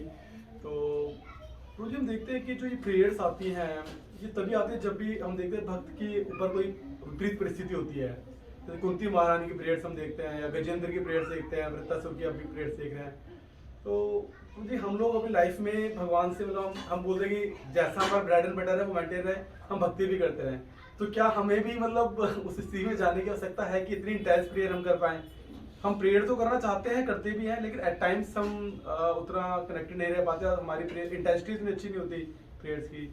तो कैसे हम अपने प्रैक्टिकली अपने लाइफ में इतनी प्रेयर्स को मेंटेन करके रखें?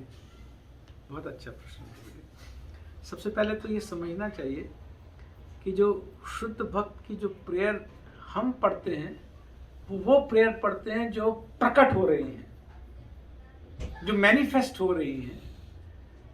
तो सदा मैनिफेस्ट नहीं होती हैं प्रेयर। हृदय में तो 24 घंटे उनकी प्रेयर चलती रहती हैं। हम वो पढ़ते हैं जो मैनिफेस्ट हुई है। मन की तो वाणी होती नहीं है। जब वाणी से उन्होंने कुछ भगवान को प्रार्थना की, या कुंती महारानी ने कुछ कहा, या यहाँ या अन्य जगह पर कुछ, तो जो मैनिफेस्ट हुई, तो सुखदेव गोस्वामी ने उसको यहाँ चित्रित किया है। लेकिन वो मैनिफेस्ट कब होती है? वो सेकंड स्टेज का मैनिफेस्टेशन। अगर हृदय में कोई चीज चल रही होती है, मन में कोई चीज लगातार चल रही होती है, तो स्वाभाविक कहीं ना कहीं जाकर के मैनिफेस्ट होती है। अगर मान लो अगर मन में नहीं है, तो इतनी इंटेंस नहीं हो सकती है प्रेयर। हम क्या कहेंगे? हमारा दुख उतारो प्रभु। अगर मान लो मन में नहीं चल रहा होगा, तो दोनों प्रार्थनाओं में अंतर होगा। जिसके मन में भगवान की प्रार्थना नहीं चल रही है, दुख आएगा, तो उसकी प्रेयर क्या होगी? काटो प्रभु, दुख हरो द्वारका नाथ शरण गहूं तेरी। दुख निकालने का, या सुख चाहिए, मान लो धन का अभाव है, कोई कष्ट है, धन से पूरा होगा, तो फिर धन चाहिए। तो धन चाहिए और दुख नहीं चाहिए, ये तो मन जैसा है वैसे ही प्रकट कर रहा है। जो मन में है, मन में क्या है? इस भौतिक जगत में सुख चाहिए, दुख नहीं चाहिए। तो जब उस तरह की स्थिति होती है, तो तब प्रकट भी वही होती है जो अंदर है, मैनिफेस्ट भी वही होती है जो अंदर चल रहा होता है। तो इस तरह की जो अनकंडीशनल सरेंडर की जो बात है, एक ही बार में 4 प्रार्थना, यहां पर अध्याय खत्म हो गया, बस यही 4 प्रार्थना और कोई प्रार्थना नहीं है। 4, उसके बाद अध्याय समाप्त हो गया, फिर नया एक संदर्भ प्रारंभ होगा। लेकिन चारों प्रार्थनाओं में अगर आप देखो, तो एक कॉमन थ्रेड चल रहा है। इस भौतिक जगत की कोई कामना इन चारों प्रार्थनाओं में कहीं पर भी नहीं है। अगर कोई कष्ट में है, इस तरह की कष्ट की स्थिति में कि युद्ध जैसे क्षेत्र में सामने बिल्कुल वज्र लेकर के जो गारंटी मारने वाला है, भगवान ने कहा था कि जाकर के दधीचि मुनि का अस्थि ला करके वज्र बनाओ, उससे जब तुम उसको मारोगे तो मर जाएगा। इनको भी ये बात का पता था कि ये वज्र लेकर के आया है। तो ये कष्ट नहीं आ रहा है कि मारेगा, बचूंगा कि नहीं बचूंगा, भोग नहीं करना है। प्रार्थना युद्ध के मैदान में अपने मन को भगवान से वहां भी लगा करके प्रार्थनाएं चल रही हैं। तो जो मन में होता है वही बार मैनिफेस्ट होता है। तो आपके प्रश्न का सार में उत्तर देने के लिए हमें प्रार्थना नहीं करनी है। प्रार्थना चल रही होती है तो प्रकट हो जाती है। प्रार्थना को अंदर समेटना है। हमने सुना तो उसको धसाने का प्रयत्न करना चाहिए, कुछ पढ़ा तो उसे धसाने का प्रयत्न करना चाहिए। जितना ही अंदर कोई चीज धसती है उतना ही अंदर का वातावरण, अंदर का परिवेश बदलती है। अंदर से निकलना तब चाहिए जब अंदर प्रोसेसिंग अच्छे से हो गई है, तब तो निकले तो मजा आता है। तब तो खूब अंदर मनन, चिंतन, कथन सब चलना चाहिए। तो जब अंदर बहुत सुंदर प्रीचिंग चल रही होती है तो फिर ये प्रार्थनाओं का ये स्वाभाविक स्वरूप बनने लगता है। ठीक है, थैंक यू सो मच। जी प्रभु जी। मतलब क्वेश्चन उसी तरह का था प्रभु जी कि वृत्रासुर इतनी विकट परिस्थिति में थे, युद्ध की परिस्थिति में, फिर भी वो इतनी इंटेंस प्रेयर्स कर सके। हम लोग क्यों नहीं कर पाते हैं? मतलब हम लोग तो इतनी विकट परिस्थितियों में भी नहीं है, फिर भी हम भगवान के लिए वो भाव है ही नहीं हमारे अंदर। मतलब हम कैसे इसको इम्प्रूव करें? बहुत अच्छा है प्रभु जी। एक्चुअली भगवान से दूर रह करके जो पीड़ा का अनुभव वास्तव में जीव को होना चाहिए, जो स्वाभाविक होना चाहिए, उसका बहुत छोटा सा अंश ही हमारे जीवन में आया है। मछली जल से बाहर रह करके जिस तरह से तड़पती है उससे कोटि गुना अधिक, जब तो भगवान के अंश है, वो तो पानी का अंश है नहीं, मछली तो पानी का अंश नहीं है, फिर भी पानी के बिना कितनी तड़पती है। तो हम जिसके अंश हैं उससे दूर हैं। वो तो 2 मिनट में, 1 मिनट में ही तड़पने लगती है और हम कोटि कोटि जन्मों से दूर हैं। लेकिन उस तड़प का, चुभन का अनुभव नहीं हो रहा है। मान लो अगर अनुभव ही नहीं हो रहा है, कष्ट का अनुभव ही नहीं हो रहा है, तो फिर कैसे प्रार्थना है? प्रार्थना तो उस स्थिति का प्रतिफल है जो हृदय में चलता है। मान लीजिए मैं एक दूसरे उदाहरण से इसको कहता हूं। परिवार का कोई सदस्य बाहर चला गया, 24 घंटे उसका ख्याल रहता है, वो ये कर रहा होगा या ये कर रही होगी, उसको आवश्यकता तो एक वैक्यूम सा रहता है, मन रहता है कि नहीं रहता है? क्यों? क्योंकि अपना संबंध मानते हैं उसके साथ, मेरा है, मैं उससे जुड़ा हूं, मेरा कर्तव्य, मेरा तो कुछ भी मान करके उसके साथ जुड़ते हैं। प्रयास करते हैं कि जो उसको चाहिए वो हम परसीव करके उसके मांगने से पहले ही उसे पहुंचा दे। वो मांगेगा तो हो सकता है ना मांग पाए अच्छे से, ना कह पाए, अपनी कहीं मन को रोक ले अपने, या कहीं पर तो खुद परसीव करके उसको करना चाहते हैं, क्योंकि वह महसूस करते हैं, उस कष्ट को महसूस करते हैं। जबकि कहने में तो यहाँ यह अंश है, लेकिन कितने समय से अंश है? कुछ बहुत कम, कुछ वर्षों से अंश है। लेकिन कुछ वर्षों से अंश होने के बाद मन में इतनी चुभन रहती है कि 24 घंटे उसके विषय में सोचते हैं, विचार करते हैं, उसके सुख के विषय में उसको इस तरह से पहुंचा दें, ये उसको कहीं दिक्कत ना हो। होता है कि नहीं होता? लेकिन जिसका सनातन अंश है, जब तक वो इंटेंसिटी अंदर नहीं जाती है, वो भी सुनने से, बार बार पढ़ने से इंटेंसिटी बढ़ती है। तो आपके प्रश्न को सार में अगर मैं कहें कि जब सुनना इंटेंस हो जाएगा, जब पढ़ना इंटेंस हो जाएगा, जब पढ़ते हुए सुनते हुए वो चिंतन इंटेंस हो जाएगा, जो स्वाभाविक स्थिति आने लगेगी, तो ये निश्चित है कि वो स्थिति आएगी कि जब भगवान के प्रति जैसे यहाँ पर भावना है व्यक्त की जा रही है, महाभागवत की व्याख्या। नहीं तो ये सब क्यों लिखा गया? कोई टाइम पास करने के लिए थोड़ी लिखा है। ये हमारे हृदय की ये स्थिति बने। तो उदाहरण स्थापित करने के लिए लिखा गया कि जब भक्तों के बारे में बार बार पढ़ें, बार बार उनके बारे में सुने, तो एक दिन ये मन में अवश्य आएगा कि क्या हमारी भी कभी ऐसी स्थिति हो पाएगी, क्या हम भी कभी इस तरह की प्रार्थना कर पाएंगे। तो जब मन में ये विचार आएगा, मन में बार बार इस तरह की कल्पनाएं उठेंगी, तो ये समझ लेना चाहिए कि अब मार्ग बिल्कुल सही स्थान से गाड़ी निकल रही है। ठीक है, और किसी का कोई प्रश्न? प्रभु जी एक छोटा क्वेश्चन होता कि इनके प्रीवियस लाइफ के बारे में ये कौन थे, मतलब चित्रकेतु महाराज थे। आज उसको नहीं छुआ क्योंकि वो फिर पूरा कथा अलग हो जाएगी। एक भक्त ही थे और पार्वती जी की शाप से वो असुर बने थे। बिल्कुल भगवत धाम पहुंचने वाले थे, बिल्कुल भगवत धाम पहुंचने वाले थे, लेकिन कहना तो नहीं चाहिए कि अपराध हो गया, लेकिन उदाहरण दिखाने के लिए कि भगवान के भक्तों के साथ व्यवहार में कितना सजग रहना चाहिए, कितना अलर्ट रहना चाहिए, तो वो चित्रकेतु जी का वहां वृत्तांत आता है कि भगवान शिव के प्रति, हालांकि उन्होंने कोई ऐसा अपराध या उपहास नहीं किया, तो शिव जी ने लिया भी नहीं था, वो कथा थोड़ी सी अलग है। लेकिन चित्रकेतु महाराज थे और एक छोटे से अपराध के कारण, तथाकथित अपराध के कारण उनको इस असुर योनि में आना पड़ा। मतलब आप कुछ भागवतम को घर में ग्रस्त किस विधि से पढ़ें?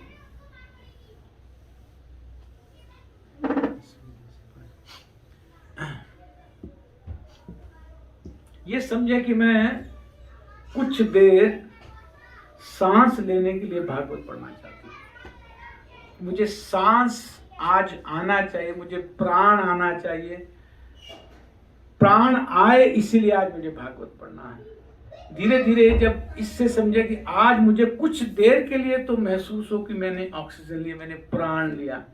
एक्चुअली जीव के लिए, जो चिन्मय जीव है, उसके लिए चिन्मय ही प्राण हो सकता है, उसके लिए भोजन भी चिन्मय हो सकता है, उसके लिए इस भौतिक जगत का कोई भी सुख, कोई भी किसी तरह की उसको कोई लाभ नहीं दे रहा है। शरीर के लिए जो बाह्य प्राण है चाहिए, शरीर के लिए जो भोजन है चाहिए, पानी चाहिए, इस व्यवस्था चाहिए, वायु चाहिए, लेकिन आत्मा के लिए, हमारे लिए जो प्राण है वो तो भगवान की कथा है। अगर ये कहा जाए कि अगर हम निष्प्राण बैठे तो कोई इसमें गलत बात नहीं है, बिल्कुल निष्प्राण है, मृत प्राय है। इस भौतिक जगत में जीव जो भगवान के साथ बिल्कुल नहीं जुड़े हैं, मृत प्राय है। लेकिन जितना ही इस तरह के ग्रंथों की शरण लेते हैं, उतना ही जीव अपने आप को बलशाली महसूस करता है, ऐसे महसूस करता है कि मुझ में प्राण आए हैं, अब कुछ जीवन आया है जीवन में। तो हमारे आचार्य सनातन गोस्वामी तो कहते हैं दो चीज़ों के बारे में, हरि नाम के बारे में, भागवत के बारे में, कि ये मेरे जीवन का जीवन है।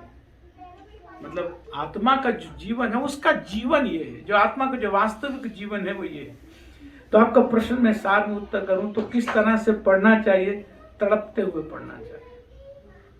जैसे एक एक अर्थ शब्द का बहुत सुंदरता से कि मेरे लिए कहा जा रहा है, मेरे लिए प्रभुपाद जी ने कहा, मेरे लिए ये बात वृत्रासुर जी कह रहे हैं कि कब ये भाव, जो वृत्रासुर भी तो एक भगवान का अंश है, जैसे मैं भगवान का अंश हूँ वैसे वृत्रासुर जी भी अंश है। तो ये अंश भगवान का इतना तड़प रहा है, मैं क्यों नहीं तड़प रही, मैं क्यों नहीं तड़प रहा हूँ? क्या इस तरह की स्थिति मेरी आएगी? ये बात निश्चित है कि सुनने से ही आएगी। बार बार जब सुना जाएगा तो ये स्थिति बहुत जल्दी प्रकट हो जाती है।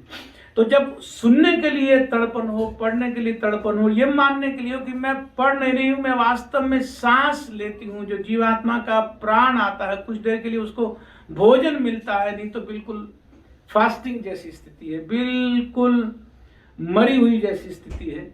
तो उस भाव में जब पढ़ें कि वास्तव में मैं जी नहीं सकती हूँ अगर मैं प्रतिदिन कुछ ना कुछ नहीं पढ़ूं, तो उस समय जो पढ़ेंगे तो लगेगा कि अब कुछ अंदर जाना है।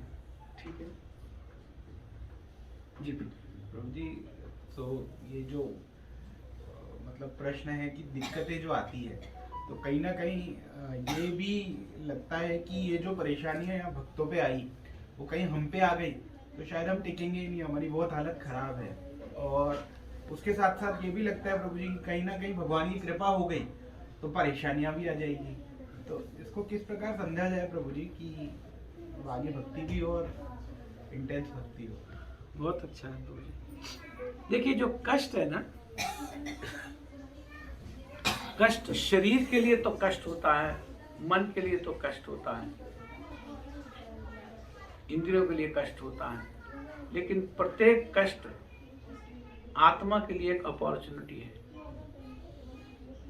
हम किस दृष्टि से इसको देख रहे हैं, कष्ट को हम किस दृष्टिकोण से देख रहे हैं, किस स्थान पर बैठ करके देख रहे हैं, उससे ज्यादा फर्क पड़ता है। एक भक्त इस स्थिति को देखता है कि मुझसे डायरेक्टली कनेक्टेड है, आत्मा स्वरूप में मुझसे कनेक्टेड है। तो जो भी कष्ट है वो भगवान की तरफ लेके जाने के लिए, किसको? आत्मा को भगवान की तरफ लेके जाने के लिए। शरीर को कष्ट है, लेकिन शरीर के कष्ट की भक्त नहीं देख रहा है। वो इसको क्या देख रहा है? अगर सामने कष्ट है, बहुत बुरी स्थिति परिस्थिति में है, वो अपने आप को और ज्यादा कनेक्टेड फील करता है और अपने आप को ज्यादा भगवान से मिला हुआ, भगवान से जुड़ा हुआ, भगवान से कनेक्टेड फील करता है। तो उस कनेक्शन में वो एक अपॉर्चुनिटी देखता है। और क्यों नहीं आएंगी, क्यों नहीं आना चाहिए प्रभु हम पे दुख? जितना ही दुख आए कोई बात नहीं, क्योंकि हमें हमारे डेस्टिनी से ज्यादा दुख मिल नहीं सकता। जितना हमें डेस्टाइन्ड है उससे ज्यादा नहीं मिलता है। और अगर किसी तरह भगवान की कृपा से, संतों की कृपा से अगर जीवन में शुद्ध भक्ति का प्रादुर्भाव हो गया, अगर शुद्ध भक्ति प्रारंभ हो गई, तो फिर डेस्टिनी के सारे दुख एक ही बार में सब काटा हो जाते हैं। तो अगर दुख आ रहे हैं तो दुख कम हो रहे हैं। आ रहे हैं का मतलब क्या हुआ? बढ़ नहीं रहे। आ रहे हैं का मतलब क्या हो रहा है? कम हो रहे हैं। तो जो चीज कम हो रही होती है, कोई नेगेटिव नंबर अगर कम हो रहा है, पॉजिटिव साइन है कि नहीं? और उसके साथ ही साथ अगर मान लो वो भक्ति में और शुद्धता की तरफ बढ़ा है, तो ये तो कम हो रहा है, उसके अलावा जो अभी तक नहीं आए हैं वो वहीं खड़े खड़े जीरो से मल्टीप्लाई हो जाएंगे।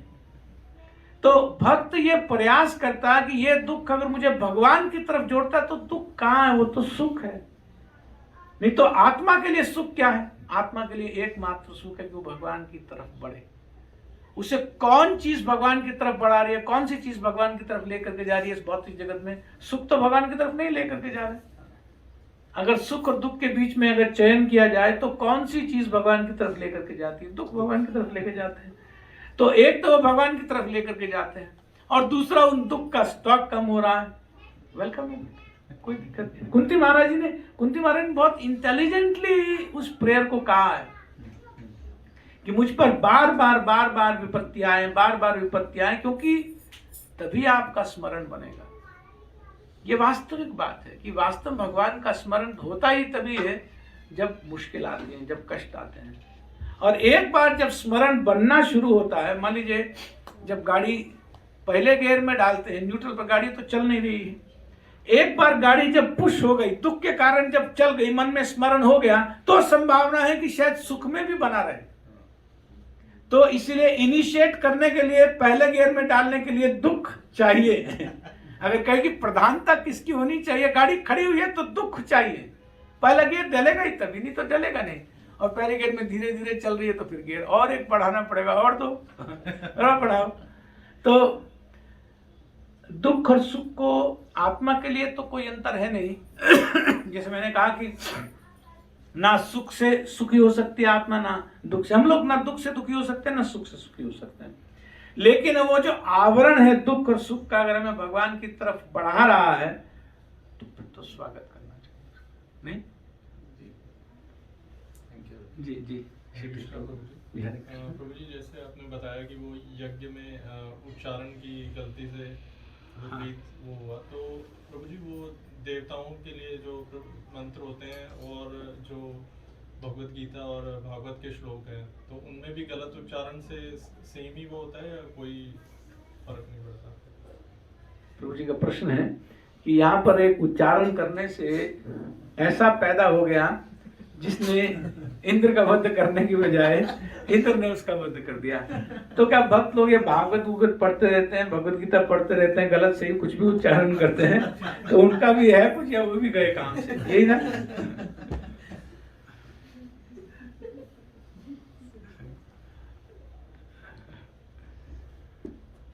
भगवान का नाम है ना, जो श्रीमद् भागवत के 8वें स्कंद में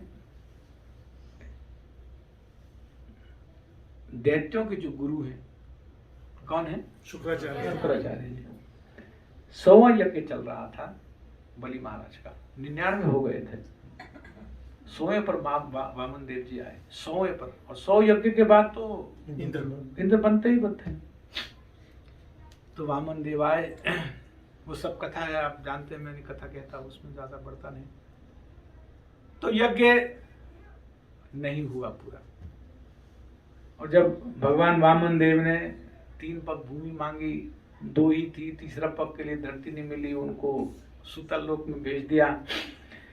तो भगवान ने जाते जाते वामन देव ने कह दिया कि गुरुदेव, उनका रख करके नाम, आप इनका यज्ञ पूरा करा दीजिए, कोई बात नहीं, क्योंकि मैं आया हूँ, आप इस यज्ञ को पूरा करा दीजिए। तो तब शुक्राचार्य जी कहते हैं, हे प्रभु, आपके यज्ञ में कहीं कोई भी चीज की कमी रह जाती है, मंत्र उच्चारण में, कहीं द्रव्य की शुद्धि में, कहीं ब्राह्मणों में, किसी भी तरह की व्यवस्था में, प्रसाद वितरण में, आयोजन में कोई भी कमी रह जाती है, तो आपका नाम उच्चारण करने से वो कमी पूरी हो जाती है। ऐसा शुक्राचार्य जी कहते हैं। अरे जो कमी आपके उच्चारण करने से पूरी हो जाती है, इस यज्ञ में तो आप स्वयं आ गए हैं। यज्ञ का क्या उद्देश्य होता है? यज्ञ वैसा, यज्ञ पुरुष भगवान है। तो यज्ञ में भगवान की तुष्टि के लिए, संतुष्टि के लिए यज्ञ किया जाता है। तो जिस यज्ञ में आप आ गए हैं, तो उसके बाद कमी वहां क्या रह गई? जब भगवान स्वयं प्रकट हो गए यज्ञ में, तो फिर कमी क्या रह गई? तो वहां पर ये प्रमाण है श्रीमद् भागवत में कि किसी भी तरह की कोई कमी रह जाती है, हम पहले नाम बोलते हैं, कीर्तन करते हैं, बीच बीच में भी हरे कृष्णा करते रहते हैं, तो भगवान का नाम लेने के बाद वो इंद्र जैसी हालत नहीं होगी, चिंता न करो, सब ठीक हो जाएगा। और किसी का कोई प्रश्न? उसी 100 यज्ञ पूरा करने के बाद बलि महाराज इंद्रासन पे गए क्या? हाँ, उसी का कारण तो जाएंगे, एंटाइटल हो गए ना, भगवान ने वो पूरा करा, उनको पता कि आगे लेकर के आना है, नहीं तो फिर एक यज्ञ का और पेंडिंग रह जाता, मैंने इसको पूरा करा लो, इसको लेकर के जाना, अभी तो मैं इसको दूंगा। मजे की बात ये कि अगले मनवंतर में यही वामन भगवान, जिन्होंने आज इंद्र को शासन दिया है स्वर्ग का, यही उससे छीने, वो उतरेगा नहीं ना, वो उतरेगा नहीं, मैं भगवान उठाएंगे उसको, पटकेंगे वहां से, हटाएंगे उसको, और वही भगवान इनको स्थापित बलि महाराज करेंगे। का तो समय समय की बात है, आज उनको प्रसन्न किया, लेकिन अधिकार तो बलि का है, भक्त तो बलि है, महाजन तो बलि है, पहुंचाना तो उसको है। तो यही भगवान उतारेंगे, शास्त्र में ऐसा लिखा भागवत में, यही भगवान उनको, बलि महाराज को वहां बिठाएंगे। तो इंद्र भी तो भक्त है, तो इतना क्यों चिपका है कि किसी को 100 यज्ञ करने नहीं देता है? सकाम भक्त है, तो वो सकाम भक्त है, जो कामना के साथ भक्ति करते हैं, उनका सबसे ऊंचा उदाहरण है इंद्र। सकाम भक्ति है, लेकिन सकाम भक्ति है। भोग करने की इच्छा के साथ साथ जब भक्ति की जाती है, तो वो गुणातीत भक्ति नहीं हो पाती है। बलि महाराज की गुणातीत भक्ति है। यहाँ पर इस असुर की, वो भी असुर है, ये भी असुर है, प्रहलाद महाराज असुर है, असुरों में भी ऐसी संभावना है कि गुणातीत भक्ति की जा रही है, गुणों से, तीनों गुणों से ऊपर होकर के, और देवताओं में भी सकाम भक्ति होती है। तो ये परिवार से या उससे कोई संबंध नहीं है, ये हृदय की स्थिति है। वास्तव में भगवान की भक्ति तो हृदय की स्थिति होती है। प्रभु ये जो 100वां यज्ञ किसी को नहीं करने देता, तो एक तरह से अपराध तो करता है ना? नहीं, वो तो बात है ना, उसकी सकाम है ना, वो भोग करना चाहता है ना, तो अपराध तो हुआ ना। हाँ, वो तो खूब कर रहा है। उसको तो ब्रह्मा जी ने ये कह दिया 4थे स्कंद में, पृथु महाराज का यज्ञ चल रहा था, ऐसे ही बिल्कुल। पृथु महाराज तो कहाँ देवता, वो तो बहुत ऊंची स्थिति, वो कहाँ बनना चाहते थे सब, वो तो भगवान की प्रसन्नता के लिए यज्ञ करना चाह रहे थे। तो उनके जब यज्ञ होने लगे, यज्ञ चल रहे थे, तो इंद्र को तो डर लग गया, अरे ये तो यज्ञ पूरे करे तो इंद्र बन जाएंगे। अगर कोई आदमी, प्रभुपाद जी वहाँ उदाहरण में लिखते हैं कि कोई आदमी मान लो कमिश्नर ऑफ पुलिस है, और उसको ये भाई SHO बन जाएगा, वो ये काम करके SHO बन जाएगा, तो ये तो सोचना ही मूर्खता है। जो स्थिति, जो कमिश्नर ऑफ पुलिस है, अगर वो कोई मान लो टेस्ट पास करे, कोई एग्जाम पास करे, और वो एग्जाम के बाद उसने एसएचओ बनना हो या पुलिस का इंस्पेक्टर या कोई कांस्टेबल बनना हो, तो कोई बात है क्या? कोई तो भूमिका ही नहीं है, कोई बुद्धि नहीं है। तो इंद्र ने सोचा कि भाई ये तो यज्ञ करके इंद्र बन जाएगा, वो तो भगवान के अवतार है, शक्तियावेश अवतार है पृथ्वी। तो जब वो स्थिति हो रही थी तो इंद्र आया और यज्ञ का घोड़ा चुरा के ले गया, घोड़ा चुरा के ले गया। और जब घोड़ा चुरा करके ले गया तो अगस्त्य जी ने देख लिया, वो तो दीर्घदर्शी ने देख लिया उन्होंने, तो उन्होंने पृथ्वी जी के पुत्र को कहा पकड़ो उसको, पकड़ो, वो देखो जा रहा, वो दृष्टिहीन हो गया था, दिख नहीं रहा था। शक्ति होती है, योग शक्ति होती है। तो पृथ्वी महाराज के बेटे ने अनुसंधान किया बाण का, उनके पास गए तो उन्होंने छोड़ दिया, ले लो ले लो घोड़ा, मैं तो ऐसी मजाक कर रहा था, मैं तो मजाक कर रहा था। घोड़ा दे दिया, घोड़ा दे दिया। फिर थोड़े समय के बाद वापस आया, क्योंकि घोड़ा रहेगा यज्ञ हो जाएगा, तो यज्ञ तो पूरा हो जाएगा, आखिरी यज्ञ मुश्किल हो जाएगा। फिर लेकर के भागा, फिर अगस्त्य जी ने कहा पकड़ो, देखो जा रहा है घोड़ा लेकर के। इस बार क्या किया, इंद्र जी ने सन्यासी का वेश धारण कर लिया। अब सन्यासी को तो मार नहीं सकते हैं, ब्राह्मण को तो ऐसे मारे, जिसका सन्यास रूप हो गया उसको मार थोड़ी सकते हैं। तो इस तरह से वो घोड़ा तो ले आते थे, इंद्र को कुछ नहीं कहते। 2-3 बार ऐसा हो गया तो ब्रह्मा जी ने कहा कि अब ये पाखंड फैला रहा है, मतलब जो आदमी इस तरह का वेश धारण करके दूसरे का अहित करे तो पाखंड फैला रहा है। तो पाखंडी जो नाम है ना शास्त्र में आया, वो इंद्र से ही आया है। इंद्र के उस कर्म से, श्रीमद् भागवत में लिखा गया कि इंद्र के उस कर्म से पाखंड शब्द आया है। बार बार जो साधु के वेश में या सन्यासी के वेश में बन करके कि मुझे मारेंगे नहीं, मैं अपना काम कर लूंगा, और फिर अंतर ध्यान हो जाता था, दिखता नहीं था। वो तो देख लेते थे, फिर बार अगस्त्य जी बताते वहां गया, यहाँ गया, ऊपर है, वहां खड़ा, यहाँ खड़ा, तो उससे घोड़ा लेकर के आते थे उनके बेटे। तो वास्तव में जो सकाम भक्त है वो इस तरह की स्थिति में पहुंच नहीं सकता है। नहीं तो आप देखिए, इस युद्ध के बाद इंद्र को मिला स्वर्ग और वृत्रासुर को मिला भगवत धाम।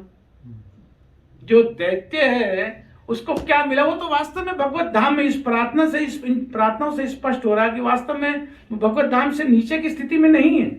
युद्ध के मैदान में भी अगर इतना मन की ऊंचाई है, इतना ऊंचा मन है, तो वास्तव में वो बहुत ऊंची स्थिति का। लेकिन इंद्र के साथ तो वो स्थिति नहीं बनी, वो तो फिर स्वर्ग में है, और फिर गर्भान से पकड़ के भगवान फिर निकालने वाले हैं नीचे। अभी नहीं तो और थोड़े समय बाद निकालेंगे।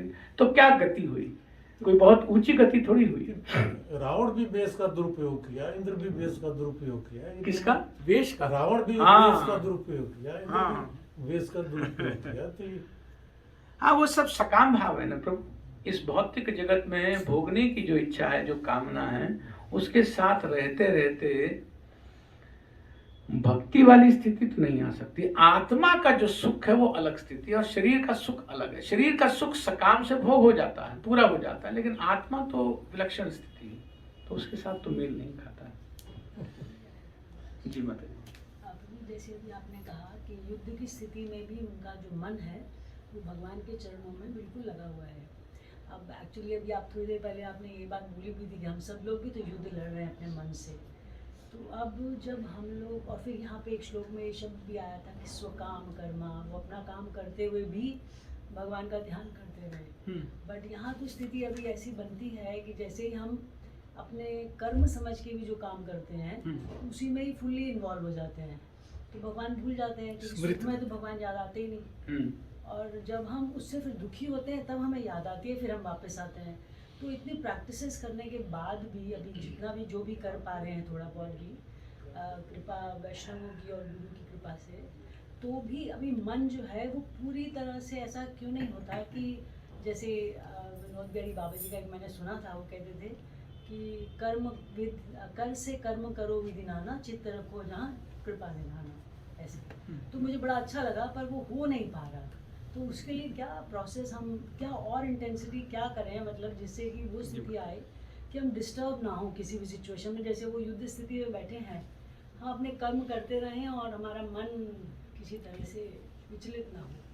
बहुत अच्छा माता जी, आपको बहुत प्रैक्टिकल प्रश्न है। देखिए, पहले तो ये समझ लेते हैं कि क्यों हो रही है हमारी ऐसी हालत। ऐसी हालत इसलिए हो रही है कि कोटि कोटि जन्मों से ये हमारा संस्कार पका हुआ है, बहुत गहरे में धंसा हुआ है ये। मतलब रोग बहुत गहरा है, नासूर जैसा बहुत गहरा रोग है ये। तो इसकी सर्जरी अच्छे से होगी तो ये इलाज जल्दी हो जाएगा। ये ऐसे इंजेक्शन गोलियों से जाने वाला नहीं है, इसको मूल से निकालना पड़ेगा। इसको मूल से निकालने के लिए जितना ही मन भगवान की कथा में, भगवान के नाम में प्रयास से जाएगा, जितना ही जाता जाएगा, अपने आप को जितना ही इसमें लगाने का, फोर्सफुली लगाने का प्रयत्न करें, फोर्सफुली जितना लगाएं। ये जो श्रवण है ना, आप ये मत सोचिए कि एक विधि है। ये श्रवण एक ऐसा सुंदर रामबाण है जो एक बार जिसका विष चढ़ जाता है या जिसका अमृत चढ़ जाता है, ऐसा कहना चाहिए कि एक बार अगर इसके अमृत का असर चढ़ जाता है और जिस भक्त पर भी चढ़ता है वो इसके बिना जी नहीं सकता। प्रतिदिन इसका शरण लिए बिना, कुछ घंटे श्रवण किए बिना, पढ़े बिना, मनन किए बिना चलता ही नहीं, रात को सो ही नहीं सकते, संभावना ही नहीं। तो जितना ही इसकी शरण लेंगे माता जी, और दूसरा मन में गुरु के प्रति, उनके आदेशों के प्रति, वैष्णव के प्रति पूरी श्रद्धा के साथ। देखिए, गुरु तत्व एक होता है, जैसे भगवान तत्व एक है। भगवान तो एक ही है, भगवान तो अनेक है नहीं। भगवान ही भिन्न भिन्न, एक ही भगवान भिन्न भिन्न अवतारों में आते हैं। तो जैसे भगवान तत्व एक है, उसी तरह से गुरु तत्व भी एक होता है। गुरु तत्व होता है जो अलग अलग व्यक्ति गुरु नजर आते हैं, वो उस गुरु तत्व के किसी विशेष परिस्थिति में, सर्कमस्टांसेस में, या किसी कारण से कोई एक अलग भूमिका, कुछ अलग स्थान या परिस्थिति या समय के अनुसार कुछ अलग अलग ढंग से वो प्रकट करते हैं मात्र। लेकिन ये बात समझ लेना चाहिए कि भक्ति में जो प्रगति है ये बहुत सरल हो जाती है अगर गुरु तत्व है, ये बात समझ में आ जाए तो। गुरु व्यक्ति नहीं होता, गुरु तत्व का एक पार्ट होता है। जैसे भगवान तत्व है और भगवान ही भिन्न भिन्न स्वरूपों में, अलग अलग स्वरूपों में प्रकट हो रहे हैं। तो मैं आपकी बात को उत्तर करते हुए कहना चाहता हूं कि हमारी भक्ति में जहां जहां पर प्रगति रुकती है, वहां पर अगर हम देखें तो डेफिनेटली कहीं ना कहीं पर तत्वों की सही जानकारी, सही समझ में पूरी तरह से अंडरस्टैंडिंग अभी क्लियर हो नहीं रही होती है, इसलिए स्थिति बनती है। तो जो मुख्य मुख्य बातें हैं भक्ति के, जो मुख्य मुख्य तत्व बिल्कुल हृदय में सरलता से, आसानी से, पूरी सहजता से अंदर धस जाएंगे तो श्रवण में मन लगने लगेगा। क्योंकि उसके बाद जो खींच है ना, बाहर की जो खिंचावट है वो कम हो जाती है। तो जो 4, 6, 8 मुख्य मुख्य तत्व हैं, जिसमें बहुत मुख्य तत्व है वैष्णव तत्व, गुरु तत्व, इस बात को अच्छे से समझ लेना। भागवत तत्व, इसको अच्छे से समझ लेना कि श्रीमद् भागवत ये कुछ पंक्तियां नहीं लिखी हैं, ये कुछ ऐसे कुछ लाइन नहीं है, वास्तव में ये स्वयं पुरुष है। ये भागवत पुरुष जिसकी हमको शरण लेनी, जिसमें मैंने कुछ देर पहले कहा। अब मान लीजिए ये लिखा, अजात पक्षयु मातरम खगा स्तन्यम यथा वत्सराक्षुदार्ता प्रियम प्रियेव विशितम विषन्ना मनोरविंदाक्ष दिग्धक्षत्वम। ये अपने आप में संपूर्ण भक्ति की एक पराकाष्ठा है। इसके बाहर अगर हम देखें तो इसके अंदर ही हमें सब मिल जाएगा। हे प्रभु, मैं आपकी उस भाव से मैं आपका दर्शन करना चाहता हूँ। अगला ले, पिछला लो। भागवत के कई ऐसे श्लोक हैं जो शरण देने में पूर्णतः सक्षम है। तो बार बार जब श्रवण करते हैं, उस तरह का स्मरण करते हैं, तो जो कोटि कोटि जन्मों के संस्कार हैं, जो हृदय में धसे हुए संस्कार हैं, वो निकलने शुरू हो जाते हैं। उसी को सर्जरी कहा जाता है। तो सर्जरी होती है तो इलाज जल्दी हो जाता है। तो छोटी छोटी टैबलेट से थोड़ा टाइम लगता है। तो सर्जरी करने के लिए श्रवण का पूर्णतः आश्रय लेना चाहिए, पूर्णतः आश्रित हो जाना चाहिए। तत्वों का बहुत सुंदरता से बैठ करके भक्तों के बीच में साधुओं के बीच में, सज्जनों के बीच में बैठ करके अच्छे से श्रवण मनन चिंतन करना चाहिए, फिर जीवन में उसको पकड़ के रखना चाहिए। इसको कहते हैं माता जी सर्जरी। जब सर्जरी हो जाती है तो वो नासूर बाहर आ जाता है, जड़ से बाहर आ जाता है, मूल से बाहर आ जाता है। और जब तक उस सर्जरी के बारे में मान लीजिए पता नहीं है, या उस सर्जरी के लिए तैयार नहीं हुए हैं, या अभी खिंचाव है तो समय नहीं मिल रहा है सर्जरी के लिए, जब पता चल जाता है कि इस सर्जरी के बिना अब मेरा जीवन संभव नहीं है, मनुष्य का शरीर है बार बार एक एक दिन करके जा रहा है, अब अगर सर्जरी नहीं हुई तो वास्तव में स्थिति बहुत मेरे आउट ऑफ कंट्रोल, वश से बाहर हो सकती है, कि मतलब मनुष्य का शरीर छूटेगा और काम लक्ष्य प्राप्त नहीं होगा। तो ये समझ में आ जाए कि मान लीजिए किसी को कैंसर है और ये पता चल जाए कि अब सर्जरी के अलावा अब वो क्या उसको बोलते हैं, कीमो के अलावा कोई इलाज नहीं, तो क्या कीमो करेगा नहीं? या किसी का कोई बहुत ऐसा नासूर हो गया तो इलाज कराना पड़ता है, मेजर इलाज भी कराना पड़ता है। अगर हार्ट फेल हो गया, कुछ हो गया तो बाईपास, मेजर काम सर्जरी से, ये तो सर्जरी वाला ही काम है माता जी। तो सर्जरी यही है कि साधुओं के साथ बैठ करके भगवान के और भगवान के भक्तों के विषय में जितना अधिक सुना जाएगा उतना ही हम सर्जरी वाली टेबल पर लेटे हुए हैं। श्रीमद् भागवतम ग्रंथराज महापुराण की अनंत कोटि वैष्णव वृंद की, शिला प्रभुपाद की, वृत्रासुर महाभागवत वृत्रासुर जी की, हृदय गौर प्रेमानंद प्रभु जी की शिला प्रभुपाद जी की।